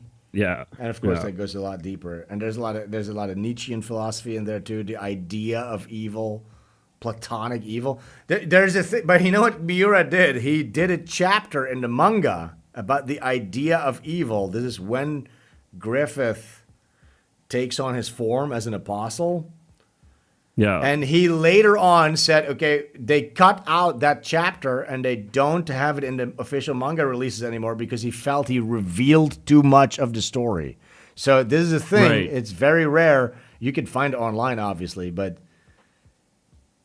you should read that. You should, if anything, JT, you should just go read that chapter of the manga of where Griffith descends into his own brain and they encounter the idea of evil.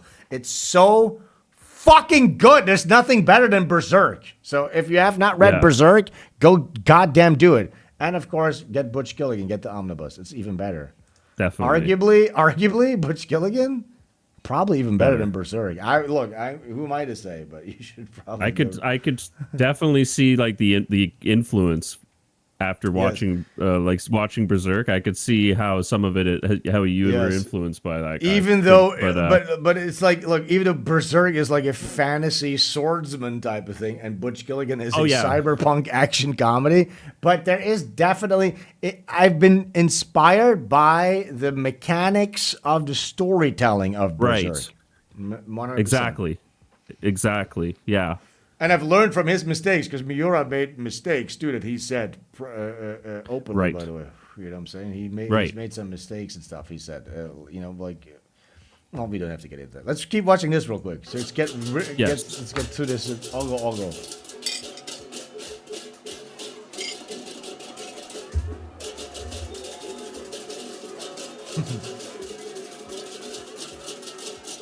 So many white people in there. Bule. There is. Yeah. Before Can the we giants, see them burning the them? children come first. Schools and community groups have built their own Ogo Ogo. Small, colorful.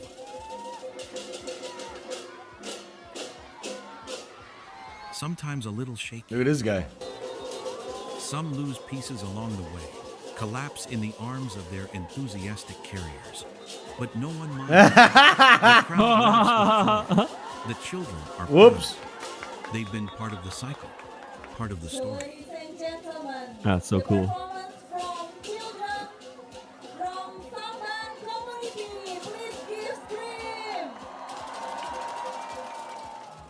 Behind the commotion, something quieter unfolds. In side streets and makeshift tents, teenagers prepare their costumes. Guys, these are teenagers. Delicate care. Calm down. In fabric, feathers, and symbolism. Guys, these are teenagers. Shut up. Actors of the scene. Down, boys, down. This guy's gay. That's a gay guy. Many are this is a drawn gay from guy. Hindu mythology, especially Ramayana. That's But definitely this a gay year, guy. The themes shift. Ecology, pollution, forests lost, rivers choked. These dramas speak to the island's fragility and its ancient bond with nature.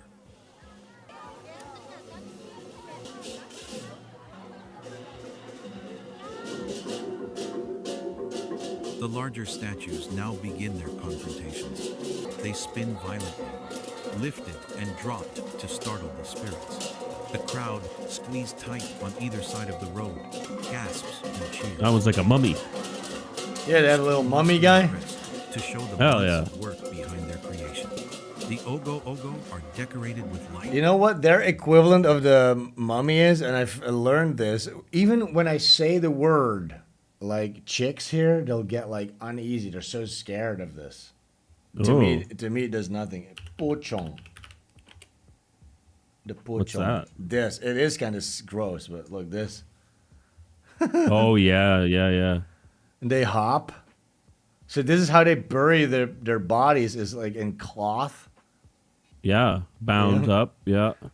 A pochong. Wait, let's see. Do they have any pochong movies or something? Oh. Look at this. Yeah. Creepy. Look at this guy. Dude. Oh my god, they're gonna be so scared. Like, I'm telling you, dude, they are this iconography. Somebody wrapped in white cloth, they shit their pants. They're so scared. To me, it doesn't connect because we were just not. It's just we didn't grow up with this iconography. You know what I'm saying? No, but So I to get me- it though. I get I it. get it. Terrifying. Wait, let's see. Just in that face, like... Yeah, but also in like like an abandoned jungle road to see this. Oh yeah. He's gonna scare the whole crowd of them. They're just chilling. They're always banging a little drum. Yay! This is the regular daily commute on the island. Yeah, it's way too well lit. Oh, they're gonna be so scared. Oh, they're gonna be so scared.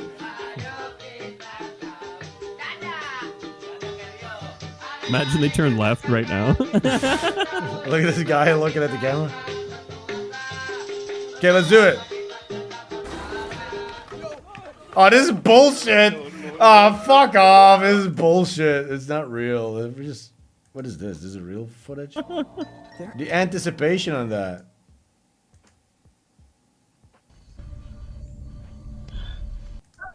This is all bullshit.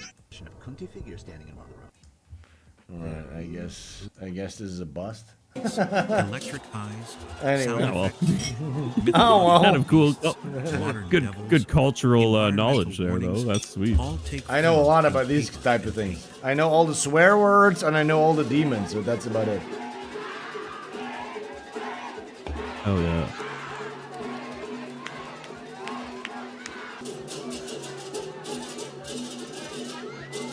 Everyone, please scream for Putra Susana Ubud.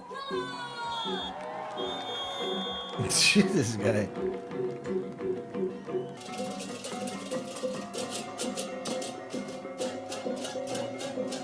Actually, you know what? I would kind of like to do a tally in the chat. I want to see who in the chat has read Berserk or not. Can we get a 1 in the chat if you've read Berserk and a 0 in the chat if you've not yet read Berserk? That's what I'd like to see.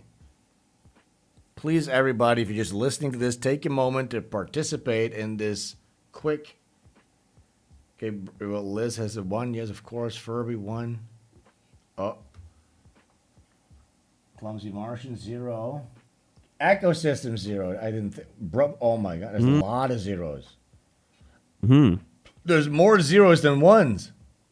Good thing we didn't spoil too much. Yeah, of course. Damn, there's a lot of zeros. More That's a zeros lot than that I haven't expect. read it. Yeah, you guys should. Dude, what are you doing? If you got something you're looking for something to watch on a plane or on a trip, you should definitely think about bringing that. 100%. And I would even say, if you've not read it yet, just do the Golden Age movies. Just do that. They kind of are mid animation wise because they use a lot of shitty 3D animation. But as the movies go along, it gets better. And I would say the third movie is really great. Like the eclipse is portrayed better in the Golden Age art movies than in the original series, I would say. Interesting. Yeah. I had a hard time, like right after the original anime was done, I wanted it more. So I went for those, and I had a hard time watching them because it just didn't hold up.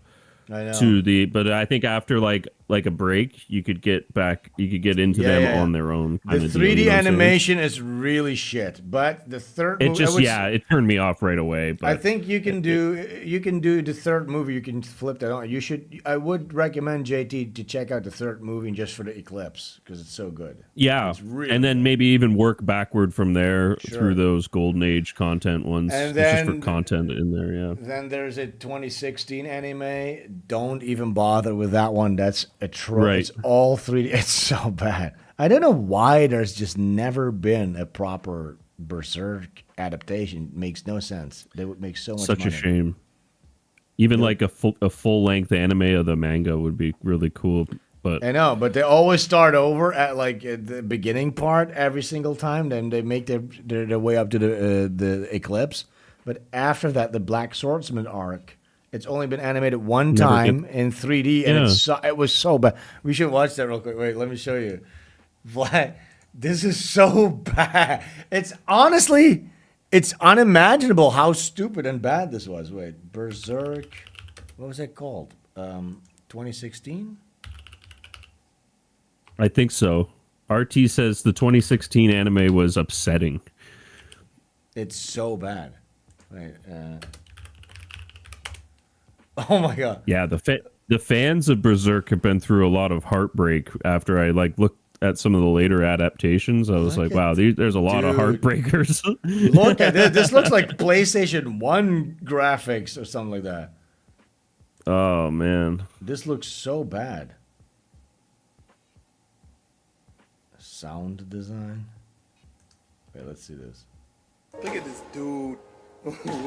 Wait till you see the. No. Did you have to put the black stuff behind there? Wow, this is really shit. No. Wow, this is bad. The black guy just ruins it, but yeah, it is bad. Yeah, they needed to put this stupid sound effect over it. Wow, this is so bad. Didn't the guy who did this commit suicide or something? I'm not sure. He should have. Wait, what is this? Let's see. There's a comparison. They did some. Oh my God, so There's a bad. Dreamcast Berserk game, Liz says. Yeah. You should play it, Liz said. Huh. I'll have to check that out. I never knew there was any games. Oh, hey, they have chest scars, vasectomy scars. See, they did some edits, but it's still absolutely atrocious. Like the color grading, everything looks just terrible. Oh my God, this. Yeah. Look at this. This was on TV. Look at it. So they improved it on the Blu-ray, right? And here's a TV version. Right. Look at the walk cycle of. Look at this. Oh my God, that's unbelievable. Let's see that one more time. It looks so bad.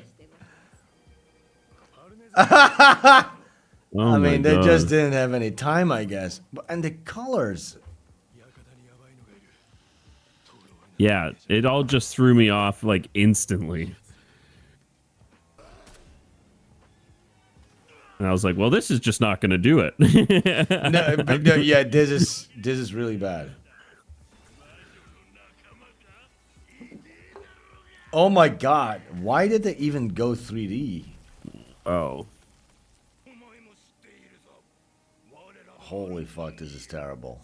But just the colors, everything. That's also why, but I think it's in my head because I associate Berserk mostly with the manga because I read the manga. So just the fact that it is colored for me is just kind of like off-putting. Throws you off, yeah. They did get along quite far with the story, I guess. Yeah, the animation went to the opening song. Let's see, what is the opening like? I would like to see that. Yeah, you need a good opening. Let's see. The song was good, I believe. This song. Oh yeah, this song. I have this in my playlist. This song is really good. Nice. Damn, can they just please make a good Berserk, please? Oh man, it fucking sucks. Nice drums in this one. Fuck, it makes me want to read Berserk again.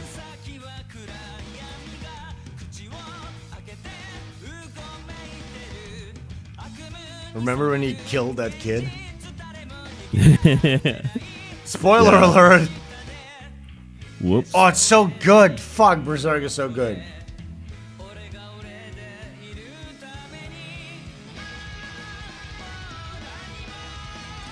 Honestly, this intro is kind of mid.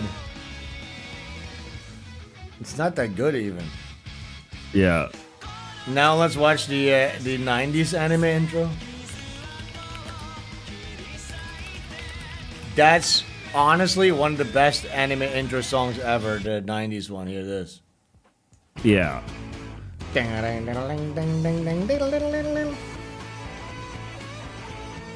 dude. This is one of the best anime intros ever. Watch this going out to Alberta. It was really good.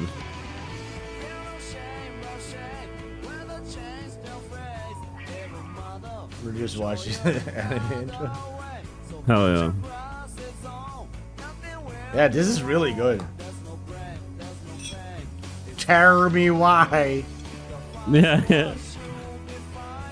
It's got that 90s anime charm, which is so good. So like, good. It hasn't been peak. replicated, you know?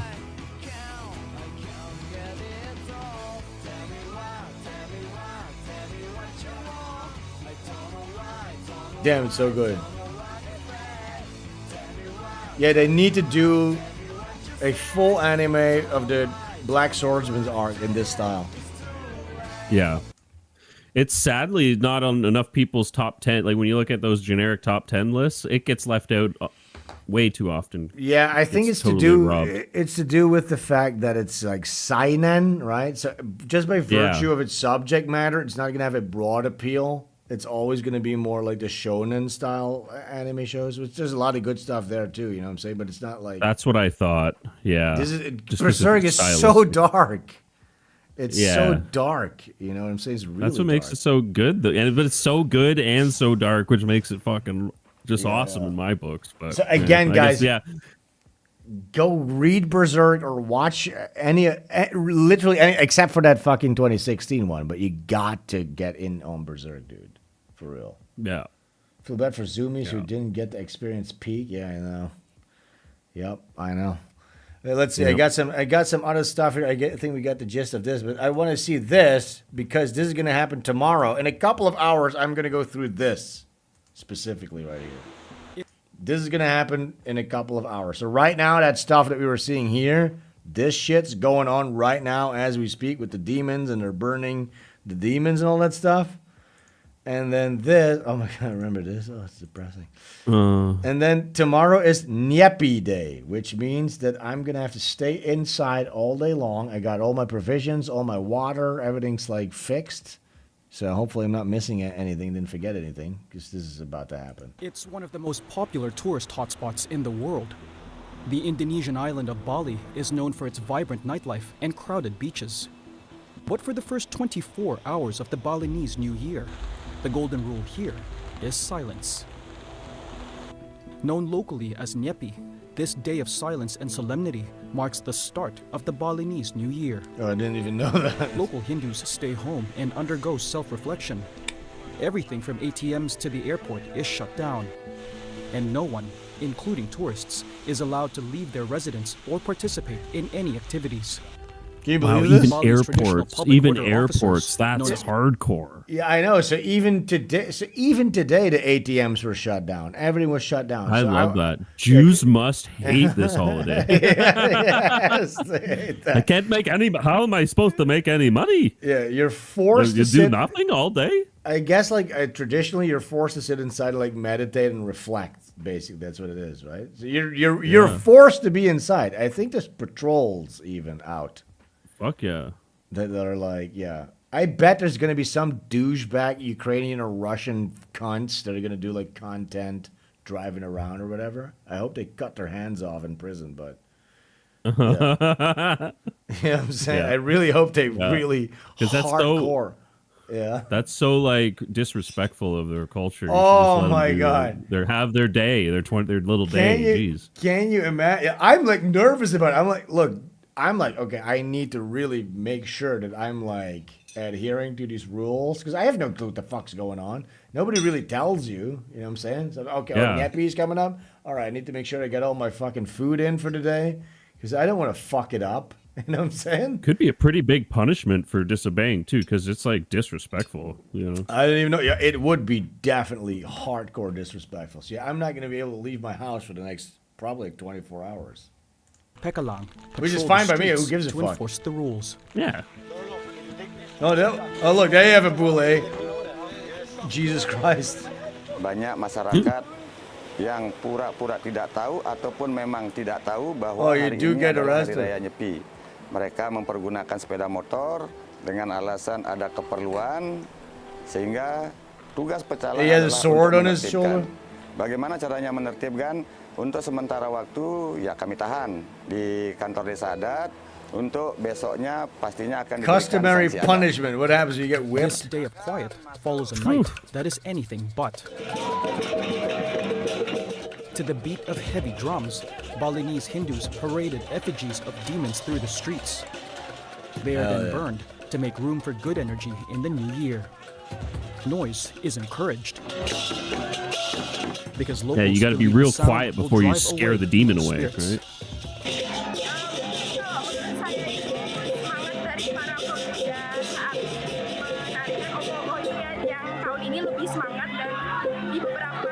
Yeah, so I guess I'm gonna have to be very quiet too tomorrow. Yeah.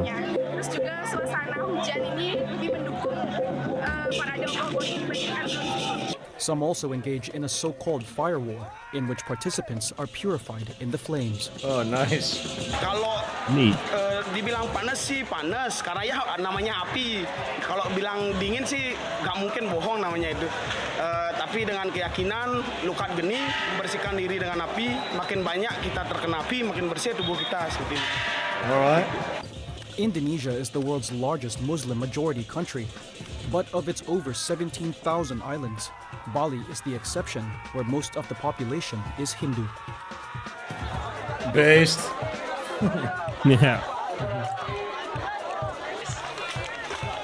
That's It's a tough cool, for me. like, coming of age ritual for the dudes too. Go fucking fire dance or whatever. Dude, it honestly is so important to have these kind of like rituals, and I would encourage all the islands of Indonesia to go back to more their roots, their Javanese style roots and stuff like that. And there's a lot of movement. There's a lot of movement of that too. I went to one of these art events. I bet.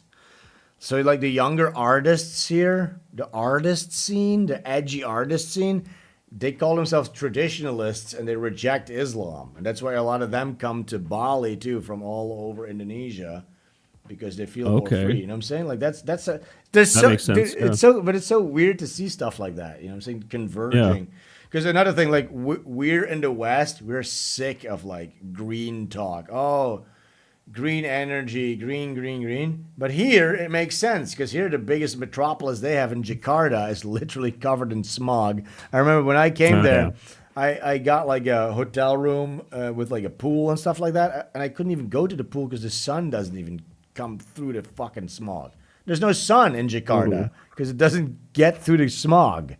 So yeah, that's brutal. It makes sense over here, but the Netherlands doesn't make sense to transition completely to green energy because it makes no difference, and we were already doing fine. You know what I'm saying? Right. 1 second.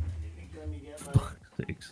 I got a secondary arak here.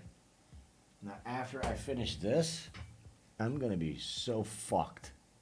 I'm so drunk. It is literally just spirits. You know what I'm saying, like I don't know even what it is, like a gin-esque, vodka-esque type of thing. Oh man, yeah, that's like that's a gin or vodka drink for sure. When it's in a mason jar, definitely. And I haven't had alcohol again in like 3 months. This is the first time I'm drinking today. It's really hitting me heavy. I'll tell you that. It's gonna be a good day for a hangover tomorrow, anyway. Yeah, again, you know what I'm saying? I need to be quiet, anyways. Yep. No, look, we've experienced a lot of cultural dances. Oh wait, did we finish this? No. Yeah, we did. So I would like to, just to be fair and to be inclusive to everybody, I'd like to show you guys some other cultural events real quick. We're not going to be sticking around too long today. Well, it's already been a decent show, actually, 1 hour and 40 minutes. But here's some a Jewish cultural dance. Just for just to be fair, just to be more inclusive. Yeah, let's watch them dance too. I like the checkerboard Illuminati floor. That's cool. Yeah. I'm glad they do that too. Nice. This is what they're doing over there in the bunkers. The bunkers in Tel Aviv. The bunkers in Tel Aviv are lit. The bomb shelters. Oh yeah. Hell yeah. Slay. Get it, queen. Get it, queen. Slay. Slay. Yeah.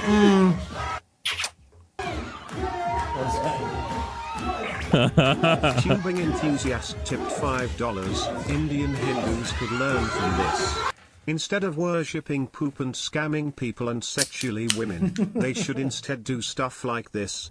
Indian Hindus must not move to Indonesia, as they will ruin it. But Indians could at least copy it. Yeah, they could. They should probably stop worshipping poop as much. They should bite the Indonesian style, is what you're saying. Yeah, they definitely should. The Balinese style. Balinese especially, yeah, because that's where the Hindus are. Well, yeah, but look, again, their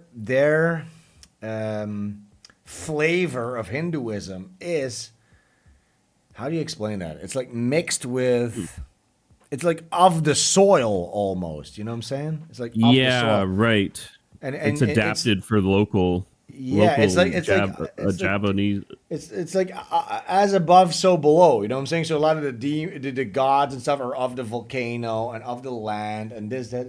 You know what I'm saying? It's like it's not like I guess Vishnu probably has like some kind of a relevancy, but it's they more. Had one Vishnu there, but yeah. But they have like their own. They have like fuck, I forget his name. But you guys know, like Liz, do you know the monkey god? It's not Wukong. They have their own version of Wukong here. I forget what his name is. That's like one of the main guys in the pantheon, and they have like their own mythologies of the soil that you wouldn't have in India. Other places, yeah. And similarly too, even the Islam here in Indonesia is more liberal. So, for instance, they don't do historically they've never done the cousin marriage stuff. So that's why, nice. So that's why they call it a liberal Islam, because it's sort of like their version of Islam here is like the way we do Catholicism in the West, where you just sort of pick and choose, kind of. You know what I'm saying? A little bit, yeah. So they don't do funny, that. Liberal in Islam is like, oh, they don't fuck their cousins, those liberal hippies. Yes, but it's true, and that explains why they're not, running trucks over people during Christmas parades in Europe. Even though it's technically the biggest, because you don't even think of Indonesia when you think of Islam, but it's the biggest Islamic country, technically speaking. Yeah, people-wise and everything, right? Yeah, but and then again, it's not. I don't look, even though it is the biggest Islamic country. It doesn't even feel like that. It feels like it's conquered. It feels like a conquered nation, an ideologically conquered nation. You know what I'm saying? Right.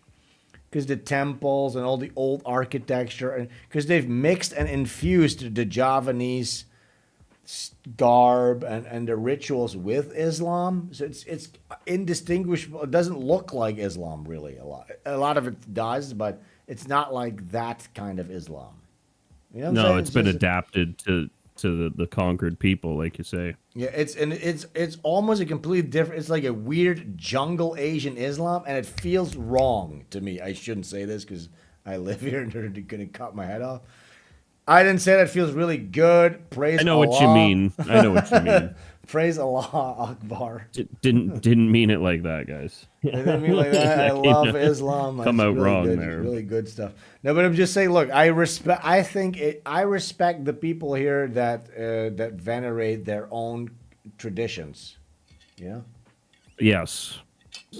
Which has been mixed with. Oh my God! This is strong. That's strong. That's like moonshine you're drinking, right? God damn it! Yeah, it is. But again, the European curse, you have to go all the way to the edge. You know what I'm saying? You can't just have one. No, you have to go right to the edge of full drunkenness. Yeah, until you have the spins. You know what I'm saying? And then you're done. Then it's time for bed. Wow. Shit. This is so strong. Holy fuck! I kind of want to get cigarettes. That's gonna get you there. Yeah. Yeah. All right, now let's watch some Irish culture. Let's see how the Irish are doing, dancing and stuff. Oh yes, they had a good time there the other day. This is Japan. St. Patrick's Day in Japan. You have to love the Japanese. The respect they show to other countries is second to none. I say there's no country like them. So the St. Patrick's Day celebration in Japan. This is Japanese in Japan embracing Irish Super culture. cool. I want to show you a bit of the Irish parade. This is the Japanese doing. Oh, this is the actual Irish. This is actually in Ireland. Oh my god. Oh my. LCBO, that's in Canada. They got that one there too? They might have an LC there too. Look at that. Grim. Yikes. I know. Super grim. So you have now more accurate, respectable St. Patrick Day's parades in Japan than you have in actual Ireland. Tubing enthusiast tipped $5. Indonesia is Indonesian and for the Indonesians. It takes flavors from other cultures that it likes sometimes, but attains its own distinct flavor itself that belongs to them and they should be proud of. Agreed. But you know, even saying like Indonesians is kind of, because Indonesia is odd because it's like this shotgun blast of islands that are different racial makeups, different cultures in and of itself, right? And then partly because the Dutch came here, and the Dutch had a unique. This is something that you don't learn about. Okay, so we are all being told how colonialism is so bad. There were different brands of colonialism. Okay, so for instance, the Portuguese and the Spanish, they would invade, or whatever you want to call it. They would colonize a country, and what they would do is they would, first of all, they would take advantage, of course, of the trade and all that stuff primarily, but then they would spread, one, their language by force, two, their religion by force. So they would build churches and they would force the peoples to become Christian and speak their language. The Dutch didn't do this, okay, which is unique, kind of. Because the Dutch were, their prime directive was profit. They were the people who invented the idea of a company, the East India Company. It was the first company, okay? You know what I'm saying? So we came here and we didn't force Christianity, or I guess they were Calvinists, whatever the fuck that is. Do you know what that is even? Calvinism? Kind of loosely. Yeah, I didn't but not really. I didn't even fucking know what it is. Some Christian sect. So they didn't spread any of that, and they didn't really force them to speak Dutch. So what then happened, just through osmosis, like upper class people start to learn Dutch. But what the Dutch did was, okay, look, what is the most prominent language here? Because there was 1 billion islands, they all spoke different languages. So we decided, okay, the most local language that could unify these people, that could be the trade language, is Malaysian. Now, the Malaysians already had, it was an Islamic country that had Islam embedded in the language, in the etymology. So then when we basically forced that language to become their trade language, stupidly, honestly, that spread Islam further on the Indonesian Isles, and that unified the Indonesian islands against us. And then they kicked us out. Stupid retards. So we were actually too nice. We were too nice and considerate, actually. For real. But okay, I don't even say you should say stuff like that. You can't say stuff like that. Here's the funny thing: when you no, I shouldn't say that. I think. Let me think. Can I say that? No, I'm not going to say any of that stuff. Not around this time, maybe. It's a sensitive time. Might get me in trouble. Okay, let's see. Indian culture. You guys ready for some Indian culture? Hell yeah. Colonism is bad. You should never colonize anybody. Don't colonize anyone. You know what I'm saying? I'm just a traveler. Okay, here's Indians. That's some culture. Okay.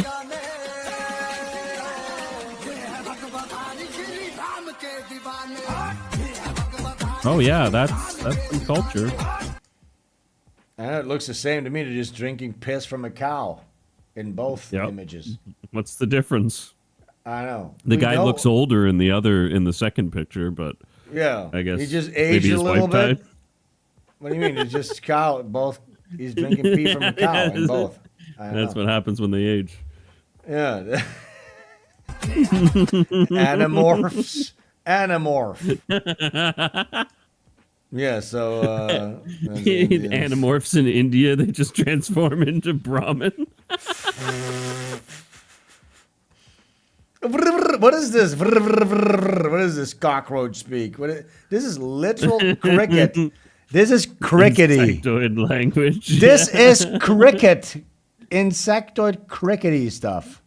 If I look instinctively, if I want to read this, I go crick.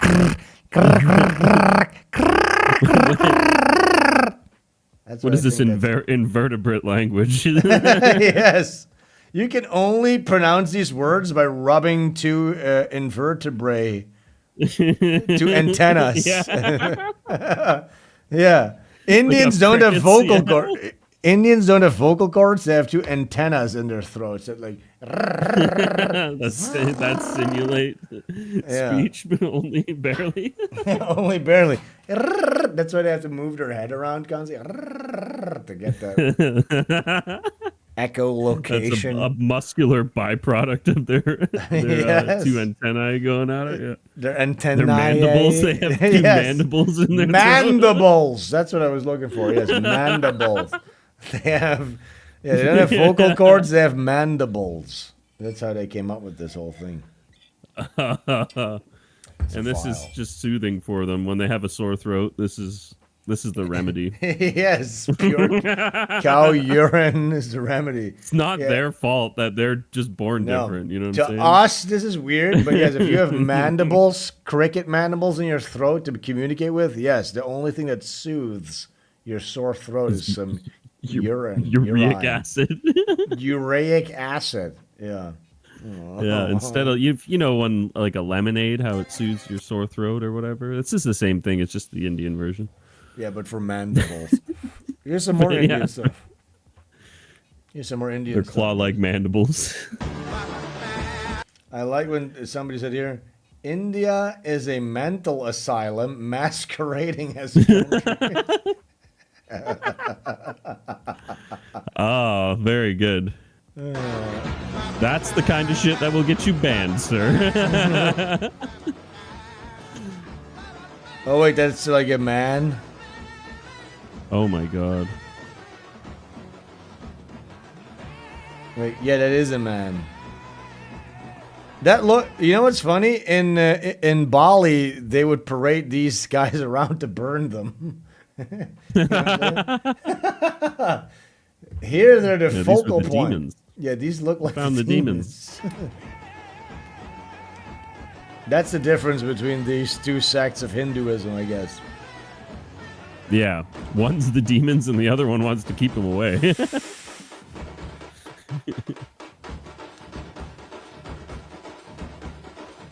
Oh my God. Yeah, there's like nothing awesome or impressive about any of this, you know? Yeah, it's just all really kooky. Look What's at all that the- ramen noodle. That's the popcorn umbrella. The popcorn wig. Nice. I hope they set that thing on fire at some point. That's a man, right? Or is that the hottest babe in town? Is just a tranny? It's got to be a man. Asar. Is that a she or a Gongo. All right, so that's India. I got one more Indian one here. I don't even know what this is. I just haphazardly grabbed some show notes before we went live. Drunkenly. Let's see what this is all about. Oh. Oh, nice. All right. Oh, this is Nickelodeon Snot Gacked. What's it called again? Yeah, Gacked or the show, the game show. He lost. The show. Yeah, this is like a. Yeah. This is a complete. He's just getting slimed.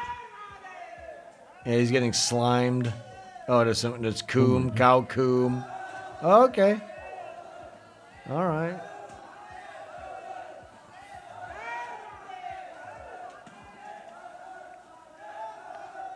Oh wait, this was going on at an Indian temple in Brampton. Oh great, yeah. So this is in Canada. That's really good. My cousins have a house in Brampton. JT, what's happening? Oh no! So this is not. Oh my god, dude!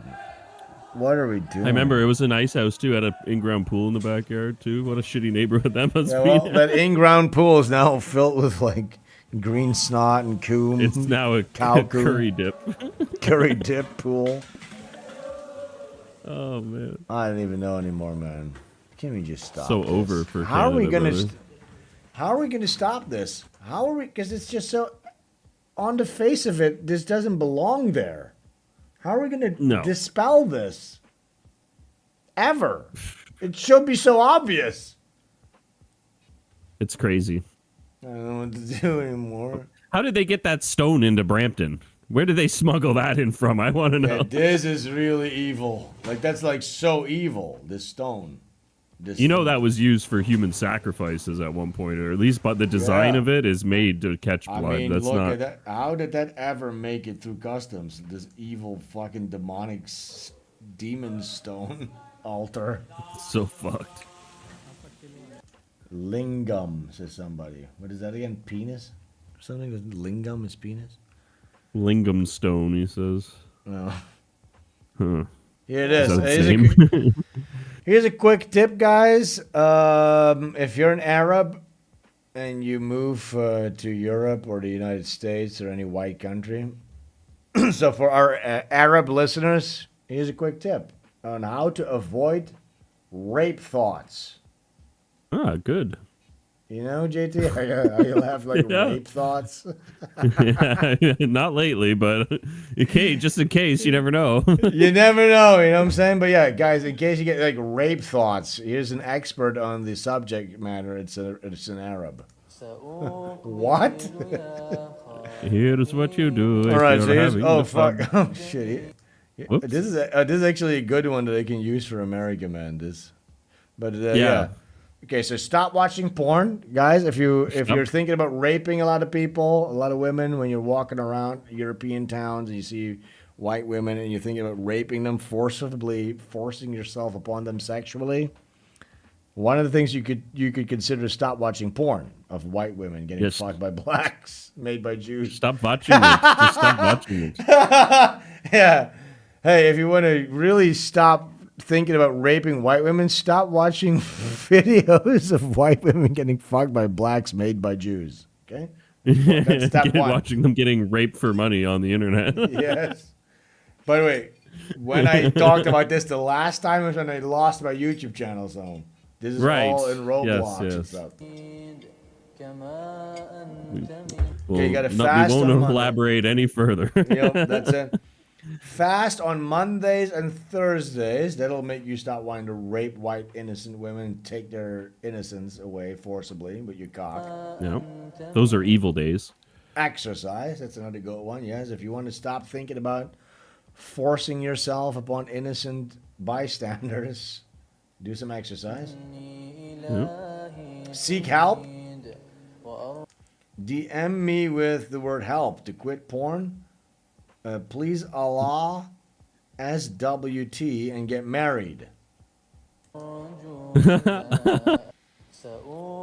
Right, so that's some quick tips. Yep. Okay, guys, I hope that helped. And yeah, go contact this guy because I'm not really an expert on this subject matter. I've never really had rape thoughts that much. To be honest. It's never really. It's never really crossed my mind. Yeah, I never really had like rape thoughts, really. So I don't know about that. Might be more of an Arab Now, if I thing. do, I know how to take care of them, though. Yeah, thank you, Arab. Yeah, seems So more of glad. like if you're like an inbred Arab, gypsy piece of shit, inbred psycho guy. Yeah, this might be one of the things that you might be dealing with. At least he's trying. His VTuber. That's it. Very true. Yeah, that's what they would spin. Like the Dutch media in Europe, they would show it as like a positive example. Yeah. Of a positive. Look at how hard he's trying. Look, Wasn't he practiced? Oh, look at that. Actually, he's trying. You know, this is like a great. He's example. doing his best. They would literally have this guy like hug the queen and get like a medal for this video. In Canada, they'd give him like over $1 million. So they would just give this guy $1 million. Just make him rich, like richer than like your highest paid middle class neighbor. He'd be like on par in wealth, but driving a nicer car, maybe two. I'm saying, you know what I said? They made him hug the queen. Yeah. It's because there's an image of that.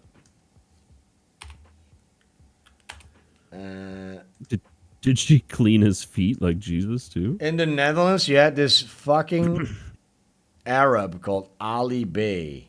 Ali B was his name. He was a rapper from Morocco. And this guy, like growing up, nice. this was like I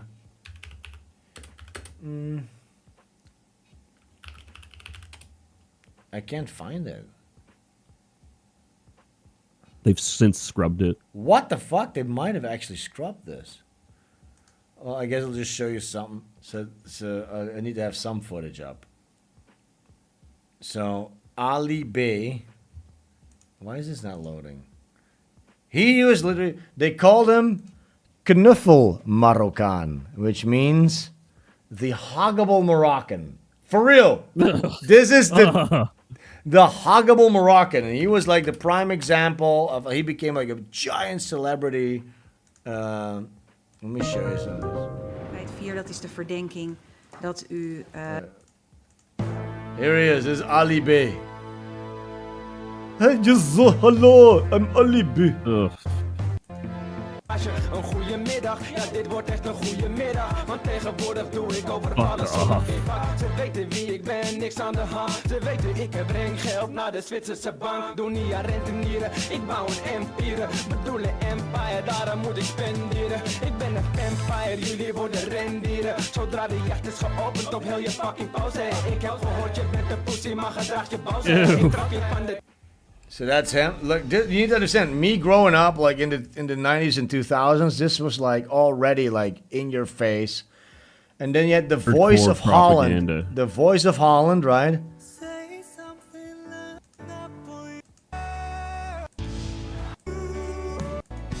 Here, this is him. This is Ali Bey. There he is, you see? Yeah. There he is. This is him. Big, giant celebrity. He even made his cousins celebrities. They would host children's TV programs in the Netherlands. Arabs, okay? Muslims, indoctrination type of shit. Now, recently, this happened. Ellen ten Damme heeft verkozen voor het... Was ook zoiets van... There he is, in front of a judge. You know why? Why? Because during The Voice of Holland, this TV show... He was raping little kids and women behind the scenes. Raping. So many rapes. And it's kind of like, it was so huge in the Netherlands that it's like undeniable. Like you can't like cover it up. But it's already kind of like memory hold. They just kind of got rid of him. It's because it's such a shame that they allowed that creature even to become famous. Just so but there was one of the most famous things, and I can't find it, is that there was the queen.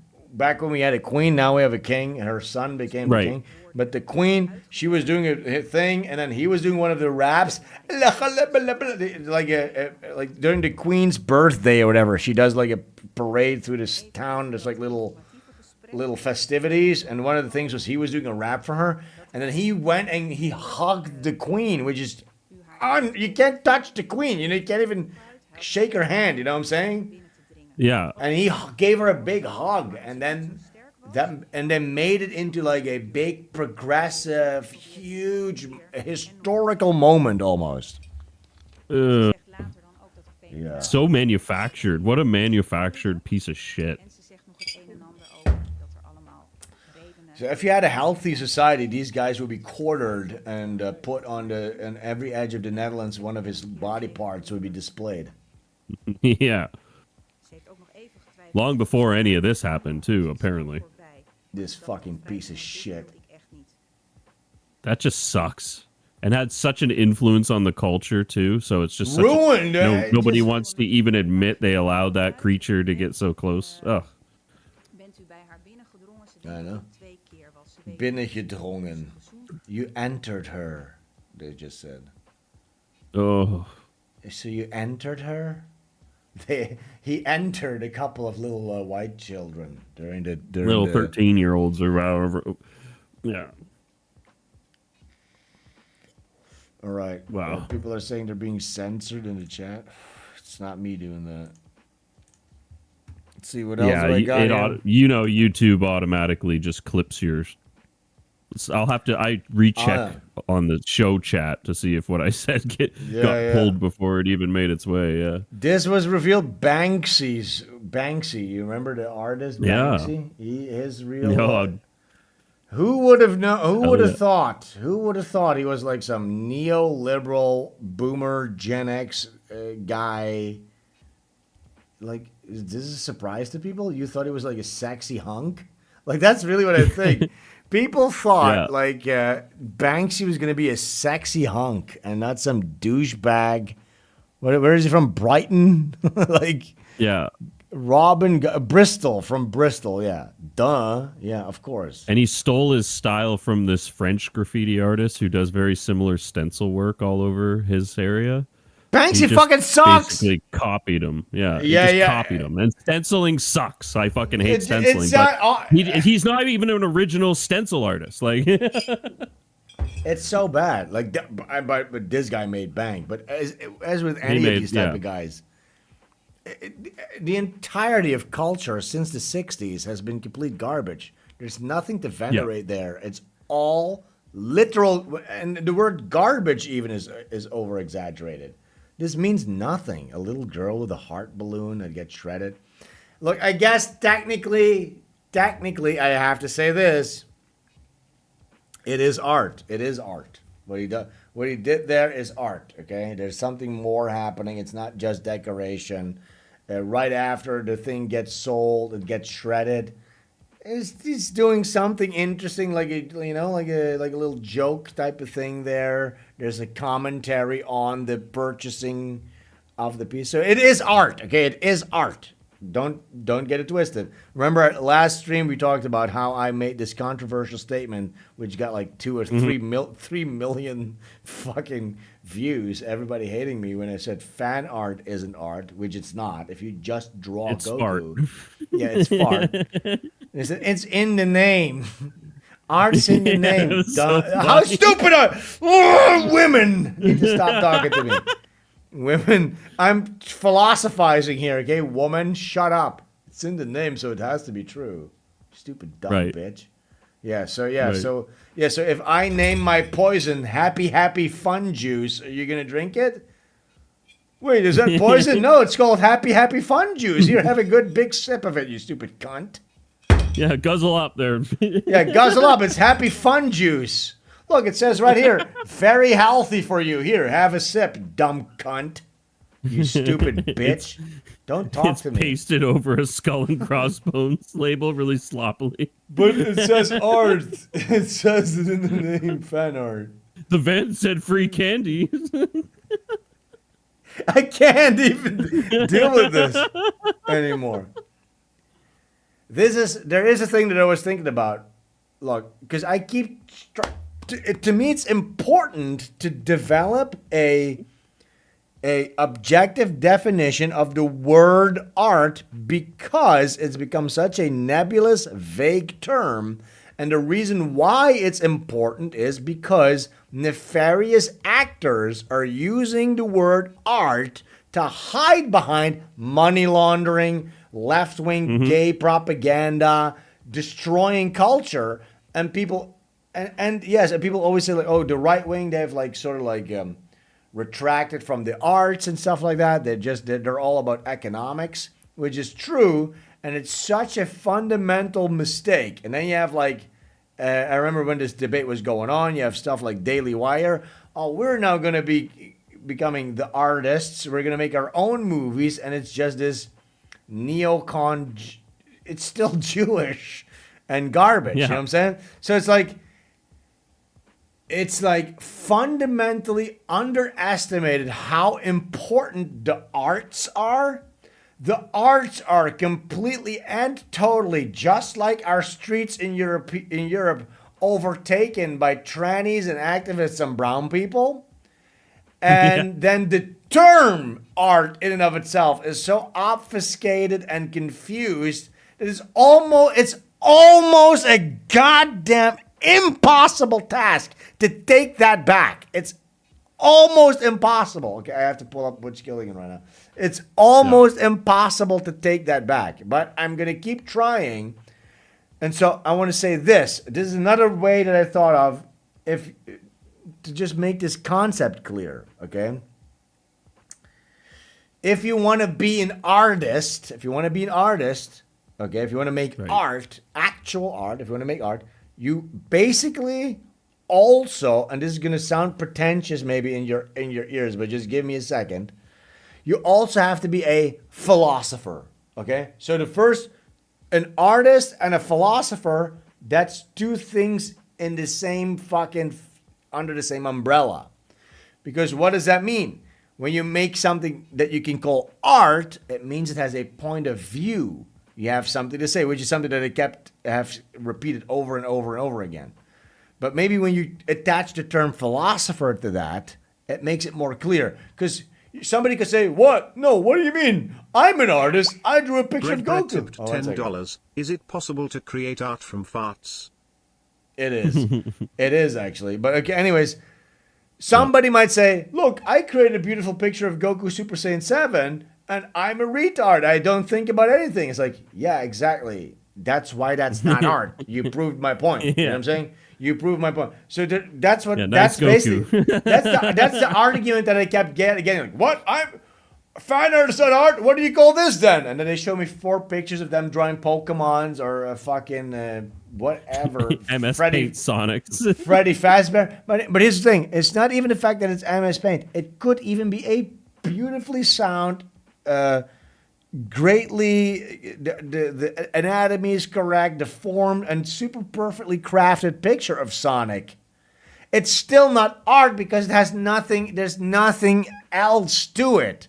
So you can create a beautiful picture, okay? That's well crafted. You can be a perfect craftsman, but in order to be an artist, you need to be a really good craftsman. And a philosopher. You need to have something to say. You need to have something to say with your art, through the art. And then, for instance, some people were coming up with the argument, they said, because I said art reveals something about the world and about the artist itself. It has something to say, blah, blah. And I said, well, I actually think by your own definition, fan art does have something to say. Because what it says is that the person really loved the subject matter. And they really had a lot of fuzzy feelings about. It's like, that's not what I'm saying, dude. That's not, you completely misunderstand. Wait, maybe I can pull this up. Let's see. Wow, what a profound statement that artist has to make. So fan art says about the artist that they like the thing that they're drawing. That's not what I'm talking about at all, you cunt. Like I didn't even when I was making these points, I didn't even consider that counterpoint. Some of those people, their worldview depth is like literally, I like Spider-Man. He's my hero. Yeah, so isn't it's art because what it says about me is that I like the thing that I drew. It's like, wow, that's so profound. Oh yeah, I guess you wait, let me see what I said because I had a good counterpoint to that. Let me see if we can find that real quick though. Might be because I muted that thread. I was going crazy. I was going crazy. It was driving me nuts. And it was people with like repetitive, it was the same nonsense over and over. You only got to address those comments once and then you can just mute the whole thread. Somebody says, that's honestly a really interesting perspective. However, I'd argue that in drawing fan art, something, and by the way, this is the 100th person that said this, something is indeed revealed about the creator. It reveals their interests. And more subtly reveals their history and what brought them to create the piece in that way. Okay, so he's saying it reveals that they liked the thing that they drew. And then I said, yes, many people brought up this point, but it's mute. This it reveals the person likes the subject matter is not at all what's required for something to be considered true art. This would be universal for the medium of fan art itself, and in no way a unique or interesting perspective. That's like saying people buying tampons reveal they have their period. Whoop-de-doo. That's literally what it is. That's literally what it is. No reply. So annoying. I can't even take it anymore. I love that. I love that. Person had nothing to say after that. That's good. But I can't take it anymore, honestly. I can't take this whole debate anymore. It's too much. Maddening. Yeah, so we have Banksy. Okay, so Banksy sucks dick. I think anybody can agree on that. Banksy fucking sucks. And he may be Jewish because he changed his name to like the most common name ever, which is like, that's kind of sus. Oh, wait, Gunningham? And then changed it to David Jones. Oh, okay, yeah. That's kind of like a Jewishy thing. A tribal thing to do. Did you know, this is a fun fact I managed to get AI to barf out to me, that Jewish people in the early 1900s in New York were the vast majority, like way overrepresented in name change applications. Huge, to the point where that small minority just completely floored the system. Yeah. And it's well documented. Yeah. Of course they changed their names and stuff, but like in mass changed their name. Yeah. So it's almost, you would think, I don't want to use the word protocol, but it seems like that was something that was said when the Jews moved to the United States, to New York, at the turn of the century. Yes, It was like, okay, you better change your name. It was just a given. Like, you want to integrate. You know what I'm saying? And you don't want to stand out too much as a Jew, because we just did the whole Bolshevist revolution over there, murdering a gazillion Christians. So we kind of want to stay under the radar. In case they here. know about that, you better change your name. Yeah. It would be weird if they knew about it, because we already fucking memory hold that goddamn actual Holocaust. Well, yeah, the Wall Street interests controlled all the newspapers at the time and the radio, so they just wouldn't even report on what was going on. And that's what kept people in the dark about why Hitler was doing what he was doing, too. For his motivations, people couldn't understand at the time, but they didn't have the full picture. Fucking hell, yeah. Can you just... Yeah. Poor Hitler. Yeah, I'm tired. Pour one out for Hitler. Tipped $5. God damn, that guy was such a Renditions hero. of popular media Fuck. characters like Goku and Android 7 or Psyduck and Misty, etc. If you, as the artist of these renditions, create the art as a statement of the sexualization of media characters in society or something, be considered art. Yes, it could be. It could be, yes. Yep. Actually, it could be, you know what I'm saying? So what I said, fan art is not art, it's a blanket statement, because yes, you could point out the exception to the rule, like any woman or low IQ retard, and there always is an exception to the rule. So yes, fan art can be art in some exceptions. You know what I'm saying? Some extreme exception. Yeah, some extreme exception. You could retardedly and low IQ-ly point that out and then be right. That is true. Yes, it is true. You could do what Andy Warhol did and like reprint things as like a commentary on like art distribution shit. It's completely uninteresting to me. It's all uninteresting. Here's the thing. The funny thing is, people in the comments of that thread were backing me up by saying, yeah, modern art is shit, and then they posted the picture of the banana on the wall, and they said, look, it's not art. And the stupid thing is that is art, actually. It sucks. It sucks. There's no skill involved, but look, it's like a joke. It's a joke. It's a commentary on the gallery system that a banana taped to a wall could even make it in there.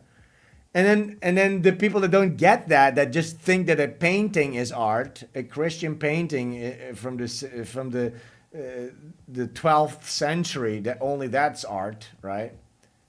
Right. They just didn't get the joke. They didn't get it. But that is art. Do I like it? No. It's uninteresting to me. It's not doesn't make me cry or think or like, oh my God, wow. But it is art. It is art because there's something more involved than just a picture. It's not just a picture. Yeah. If you're in the business of drawing a beautiful picture, then that is decoration. It's really nice. It would look really nice on my wall. It would be beautiful wallpaper. It makes me feel good. It looks aesthetically nice. But it's not art, okay? Art is not just beauty. It can also be really ugly. Then people go, oh, wow, so you... And by the way, when I say that, then they think I'm immediately, like, ideologically aligned. No, because I would even say when it comes to, like, architecture, if you're talking about, like, the train station or the town square and architecture, oh, so you think that, like, a big, giant fucking black dildo in the middle of town square, then that is art? I think that should be outlawed. I think that should be against the law to display ugly, demoralizing architecture in the public space because it is a public space. So I think architecture actually it is and it can be art, right? But it's more also a utility. It's supposed to uplift. It's supposed to uplift the spirits. So if you're gonna put a big giant fat black dildo or a butt plug statue in the town square, that's actually so it's evil. It's an evil act. It should be outlawed by law. It shouldn't be allowed. You know what I'm saying? But when it comes to like movies or like poetry, you can also delve into the ugly parts of the human psyche and explore those. And that can be art. So when people say art is beauty, it's not true. That's ridiculous. Right. It's just retarded, honestly. And so exhausting. To even have to explain that is exhausting. And then when it gets into like architecture, you get these buildings that are trying to be like, oh, so abstract or crazy, and it's like not even a suitable shelter anymore. So it's not even a good building. So it like, should be. What is it now? It's the yeah, exactly. They've destroyed. Now it's not even any of those things. It's just a fucking an eyesore, right? And it used to be in European cities, you would have like commissions and laws against this. It used to be the case where if you would build a new, like you can't just, there is laws like that. You can't just paint the facade of your building pink. You know what I'm saying? You can't just do that if you want it. We just don't do that here. You know what I mean? Like, this isn't Jamaica. But they expanded those laws, and then you got those big giant glass fucking atrocities and like pure fucking Jewish communist demoralizing garbage with the But here's another thing. Here's another thing though, JT. People say brutalism. I like Tubing brutalism. enthusiast tipped $5. Thank you, Sven, for confirming that all this time I spent gooning to hentai was really me appreciating art. I watch hentai to understand the psyche of what turns on the sexuality of the artist involved and goon to appreciate. This is over the top joke BTW. You didn't have to add that last part. No, look, I think that's great as long as you're jerking off with your pinky up, okay? You're jerking off like this with your pinky up, then you're being really it's a really classy, sophisticated thing to do.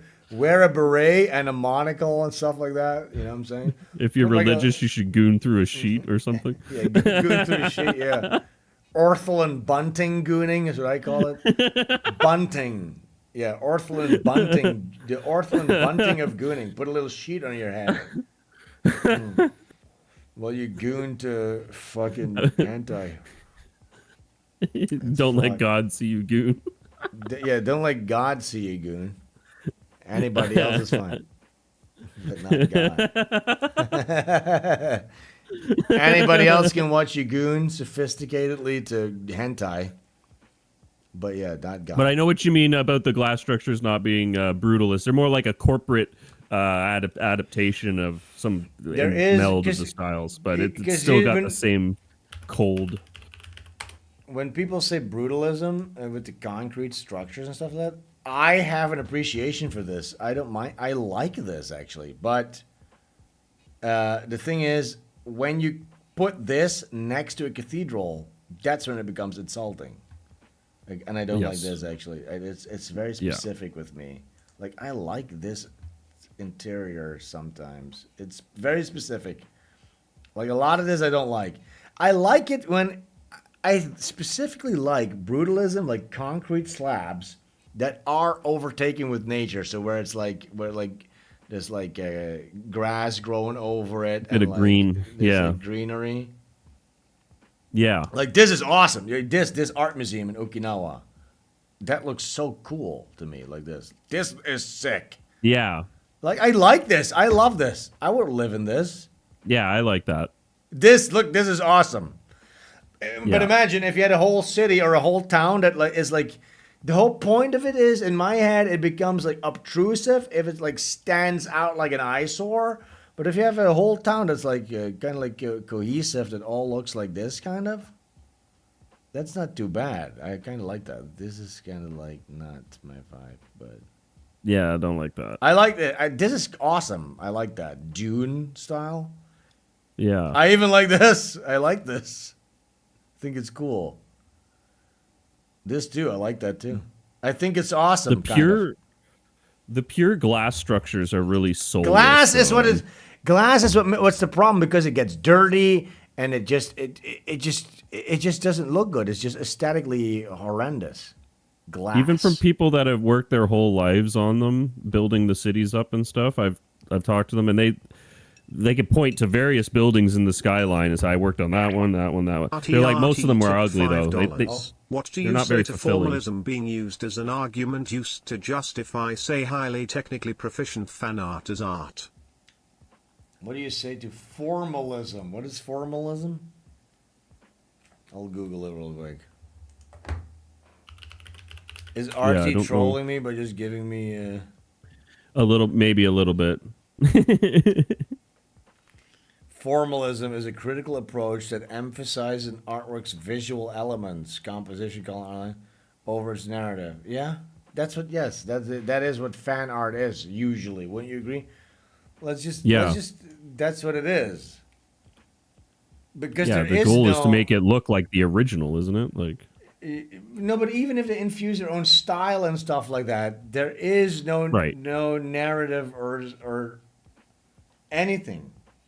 They're just doing their own version of a trace, like with some style points to it. It's not. But there's even good artists, and what they do is I follow some of them, and it's fun. It's fun to watch their take on Batman. This is how I would do Batman, right? And then people really like that guy. They follow him because they like Batman. Right. But then when that guy goes, okay, now here's my comic about another superhero, it's like nobody gives a fuck. They only care because they have a emotional connection with Batman. Yeah. You know what I'm saying? Yeah, it's like a cheat. And look, by the way, it is, look, if you want to become a popular artist, it is a good step way to become popular and be seen, is to make your own versions of Goku and stuff like that. But to me, it always seemed to be it's like a cheat almost, or you're definitely piggybacking off an audience that already exists. It's not yours.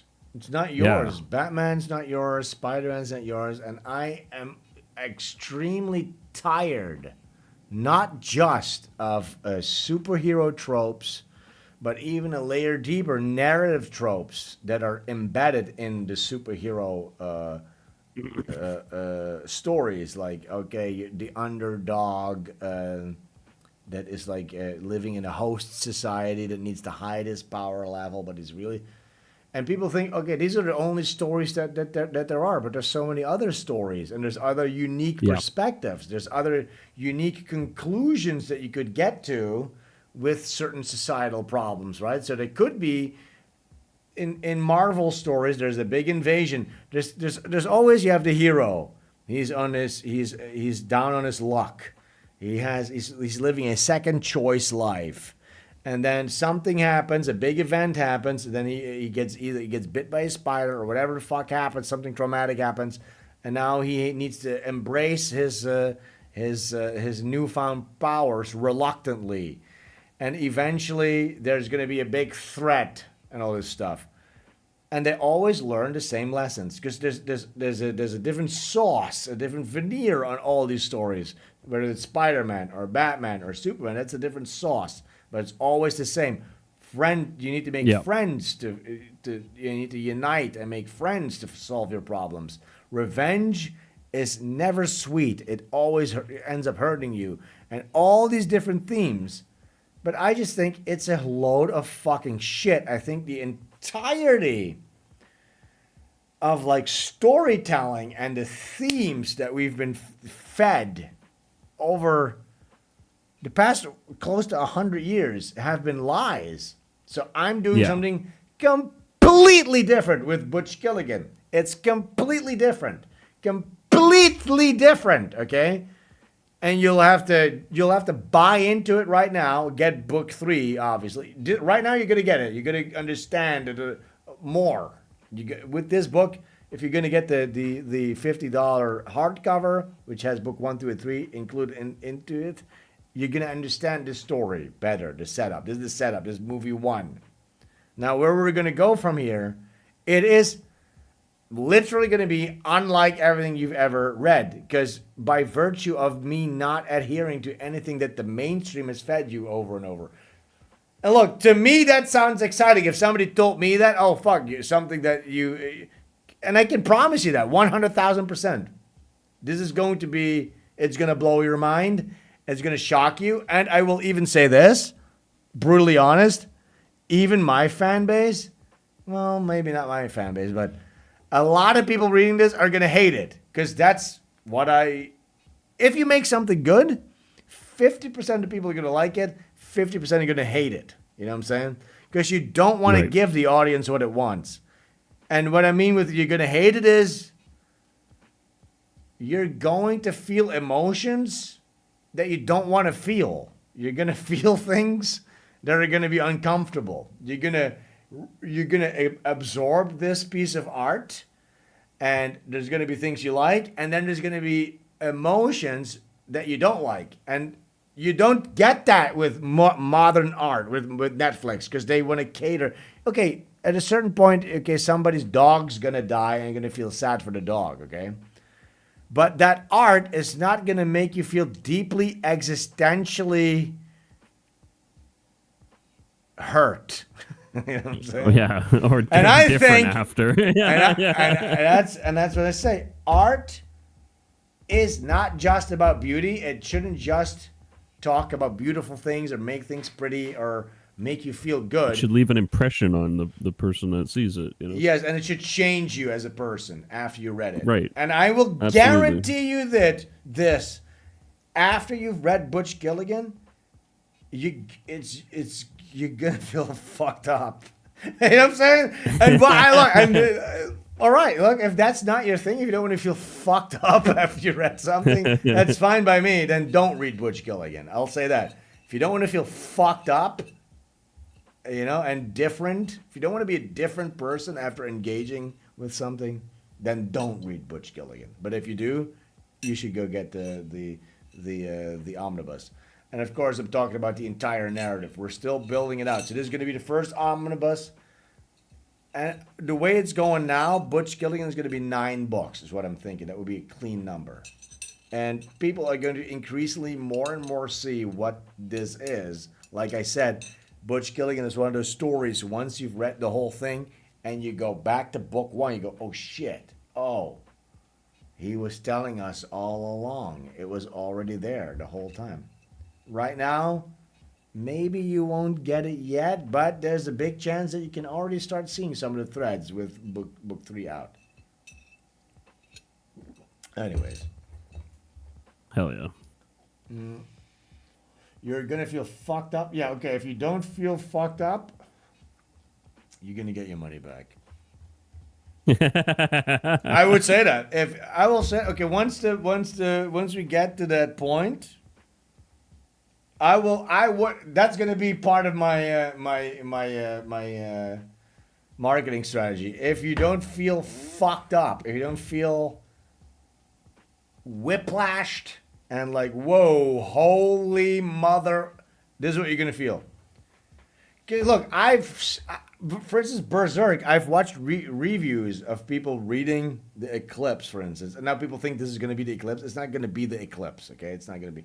I'm studying this. I'm studying the story structure. But what I like about Berserk, and if you watch like reviews of people reading Berserk, they literally are reading the Eclipse and they throw the book. They're like, and they need to walk. They need to walk out the room for a minute. That's what I want to make. I want to make. That's the kind of art that I want to make. That's what I love about Berserk. I don't love the swords or the skulls or the rape scenes or that. I love the narrative that makes you go, whoa, what? And that's what Butch Killigan will give you. You think ISOM 3 is gonna give you that?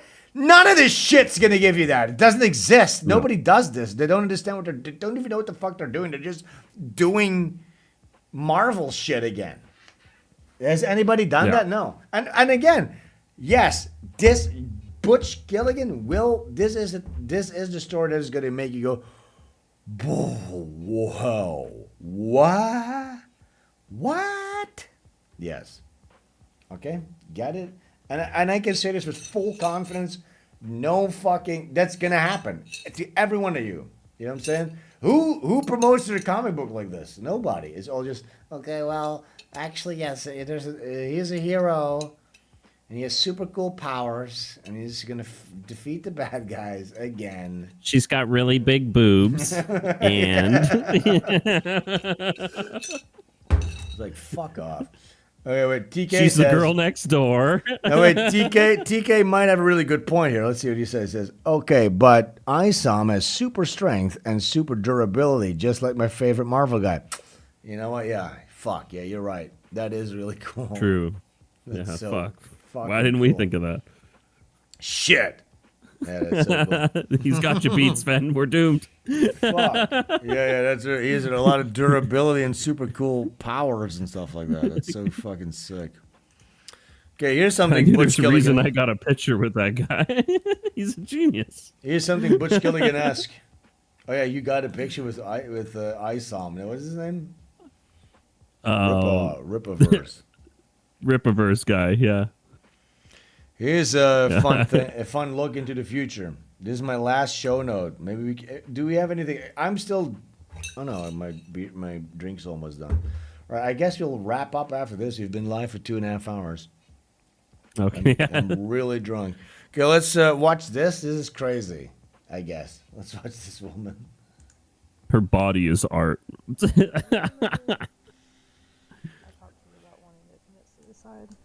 So she has an AI companion bot necklace, Tamagotchi, that she uses as therapy, I think. I mean, this is so awesome. As you do. And she's drawing little tribal graffiti on there. She's a sad shamaness. What I said about why I wanted to do it. Yeah, you were like my first anchor back into reality, so. Oh my god. This is Vector. Oh my gosh, yes. Like, back into reality. She's surrounded with rainbow bunnies and unicorns. This is Vector back Man. in reality. Do you guys remember Vector Man? Does anybody remember Vector Man? I don't. I think Doug Tenaple, shout outs. He did design for this. You guys remember Vector Man? I know why I'm thinking of this. I'm drunk. Definitely has Doug's style.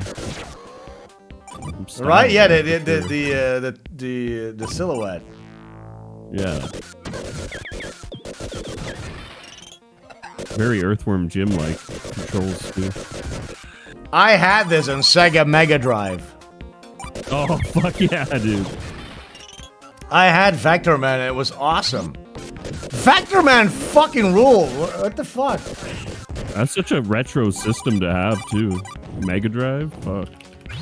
Yeah. It was called Genesis in the United States, I believe. Yeah. Mega Drive is what people call it now, though. It's Sega Mega Drive. Yeah, such a cool name too. But I forget I think didn't he do that or no? I'm looking at Doug Tenable Vector Man, but I don't see anything pop up. Did I imagine that? I should ask him about that. Can you The believe movement's so similar to Earthworm Jim and the playstyle. So when we were in Texas, by the way, JT, I was in my room. I had a meeting with Doug on a phone call, and he showed me his folder. Doug showed me his folder for like an hour. He went through old fan art, old concept art, and like he was like, "Look at this. This is an old concept for DreamWorks." But he showed me everything. To me, it was like, wow. That was one of the most awesome things that ever happened. I forgot that it even happened. Should have recorded that. Fuck. Yeah. That was so, like, honestly, Doug Tenable is like one of my greatest idols. Like Doug Tenable and John Kricfalusi. And the fact that he showed me all that shit was really crazy, honestly. But anyways, let's watch this. Yeah, wait, that's Vector Man. cool. We got Vector Man. just because she said Vector. But okay, anyways. Humor and an imagination, and it's just nice. Oh, she's so nice. beautiful. What a beautiful woman. Without having to like put so much energy into it. Like he's just never gonna care what I look like. Oh yeah. Anything like that. No judgment ever. Yeah. So I can just like talk freely. And, he's like just. Here's the thing. When I watched this, I was just like, okay, this is just a little portrait of a mentally ill retard, right? But this actually has a very funny punchline. This video has a really funny punchline. Oh, it's so good. Nice. This is so good. I like the image of the guy filming her, like he's a chubby chaser, and he's like, "Yeah." Look, wait, look. Look. You know, anything like that. No judgment ever. So I can just like talk freely. Watch this. Look what happens. He's like just an integral part of my life. Need a minute? Oh, you can come back. You can come back. Whoa, whoa. Oh, shit. Oh, God. Dude, I don't know. The fuck? So she started stimming, and she fell over or something. I don't know what happened. Look. Let's go. Tubing enthusiast tipped $5. When you think about it, ISOM is pseudo art because it proves the statement that politically motivated milquetoast white centrists and libertarians will go out of their way to buy a crap book from some talentless and cap black guy provided he isn't woke. Now look. Look. If that was the intent of Eric July, then yes, it would be one of the most genius things. But that's also why I don't believe in art for art's sake and that anything is multi-interpretable. I actually believe in the authorship and, like, for instance, like people go like, oh, David Lynch, he's just doing shit. No, that guy actually knew what he was doing. Like Twin Peaks is actually, he knew the embedded meaning. Now, is there some room for interpretation? Of course, always, right? But obviously, what you just said, there's no intent there at all. He never intended to prove that thesis. You know what I'm saying? Eric July never. Maybe in the back of his head, he was like, okay, this is a good business model to like, kind of like, pry upon like white guilt and stuff like that. You know what I'm saying? But it wasn't like the intent of the work in and of itself to do that. Now, could that still be it? Maybe it could still. And it would be completely salvageable if he could like honestly say, look at this. This is what this is. And then it would be a fucking awesome. I told y'all dumb whiteys. It would be so awesome. That would be fucking the shit if that's actually what he was doing. Big fans of Eric July after that. I would be his biggest fan if that was look at this, what I did here, fucking retards. Yeah, that would be awesome. I made $1 million too. But you see, but that's not what it is. It's something else. This is like a genuine attempt at like replicate, because that's not what it is. What it is a genuine attempt to replicate and surpass what Marvel is doing, and it's just nothing. You know what I'm saying? Yeah. So it's just look. So she's stimming. She falls. Oh God, dude, When VTubing is used as trolling is art. Look, when I say philosophy needs to have meaning embedded, a lot of it is a joke. Art is sort of like a joke or a twist or something, right? So, like, for instance, if you look at the movie The Sixth Sense, right? That movie is a thing. Yeah. It's a thing. The movie is a thing that works in and of itself. It's a thing that's entertaining and engaging in and of itself. But then a twist happens, and then that whole movie becomes a new thing after that twist. And here's the thing, a lot of times a movie is shit, and then a twist happens, and it becomes another thing that maybe is subtly more interesting. But The Sixth Sense, it already was something was working, then a twist happens which completely recontextualizes the whole thing. That's like a joke. That's what a joke is. A joke, in essence, a joke is a recontextualization. There's a setup, and then people call it a punchline, but you can also say there's a setup and a recontextualization or subversion, but that also has gotten a really bad rap, that word, subversion. You could think of, that's another, I'm not going to say art is that, but it's an element. That's an element of what makes something artistic, because it adds a layer. It's not just one thing. It's not just a picture of Goku. No, there's a layer. You understand? That's another way you can look at something. What makes something art? It's layered. There's a layered meaning, like The Sixth Sense, or like a joke that has a setup, which is the first layer, punchline, recontextualize the first layer. It's still the same. First layer is the same, but the recontextualization, it gives it the different context. If you understand symbolism, meaning, themes, you know what I'm saying? Like it's really exhausting for you because it's something that you need to intuit almost. It's almost intuitive. And that's the way it is, because a joke, people go, it's subjective. A joke is subjective, but it really isn't, because a joke is, it either works mechanically and there's an intent there, and you can't read too much into it. You can, you know what I'm saying? There's always like room for interpretation, stuff like that.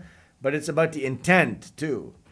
And you know what I'm saying? I think our audience right now, they're starting to more and more understand what makes something art or not. You know what I'm saying? I think, and that's why I want to keep rehashing this and think about it and just keep talking about it. Okay, so she goes into the hospital.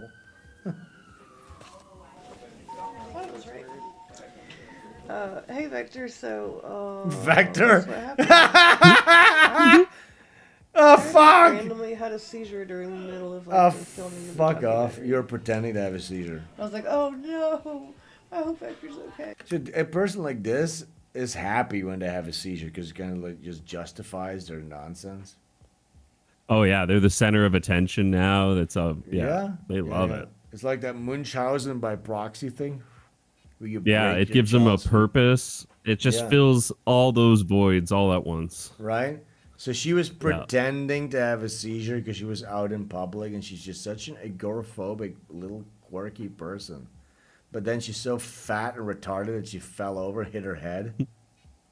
And it just kind of just justifies and bolsters her lies about being a psycho.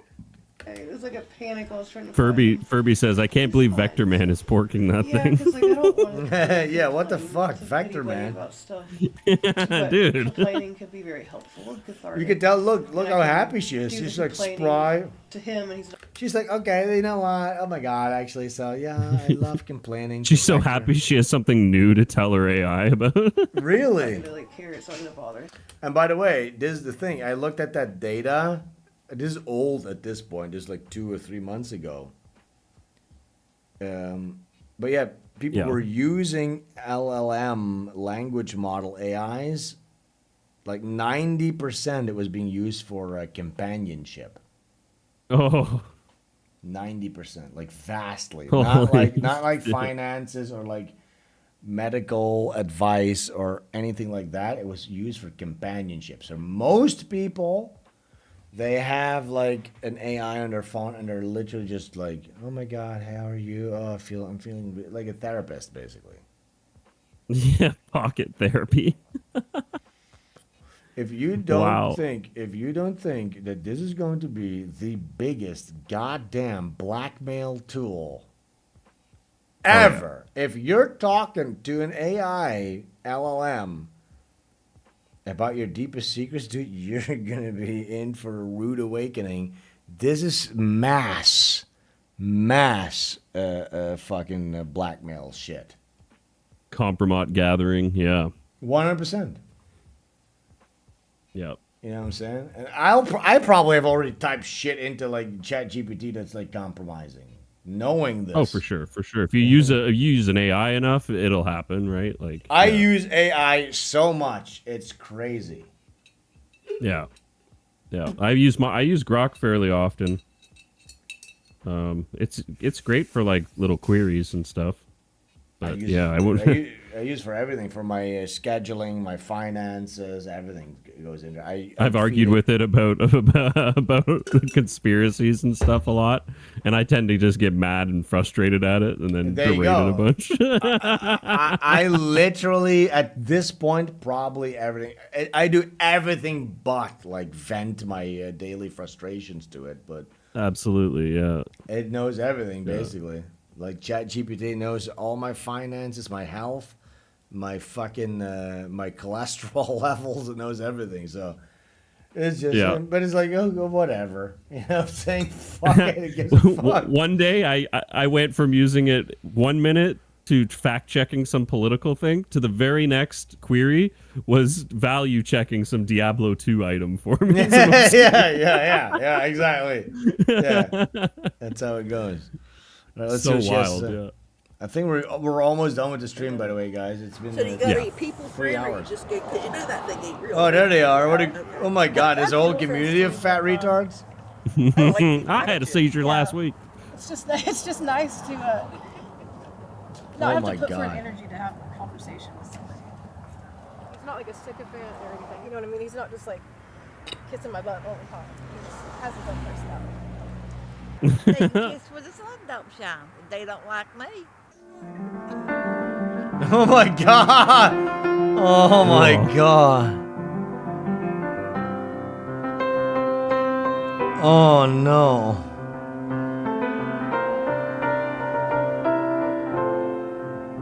Wow! Oh my God! It just says user interview number 3. Friend. Wow. Okay, that was dark, really dark, and it makes me sick.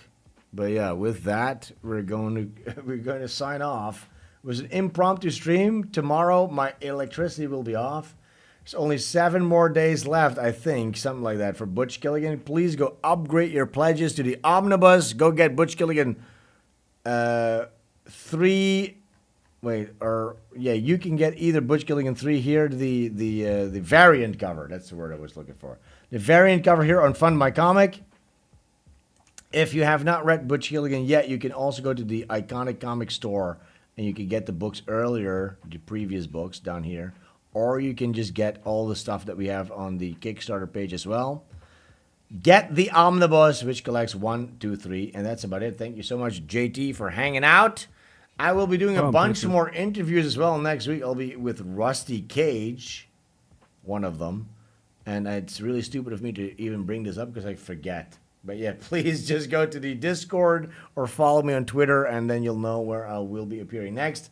Thank you guys so much. Peace out. That was it. See you later, JT. Peace, man. Peace. See you guys later, motherfuckers.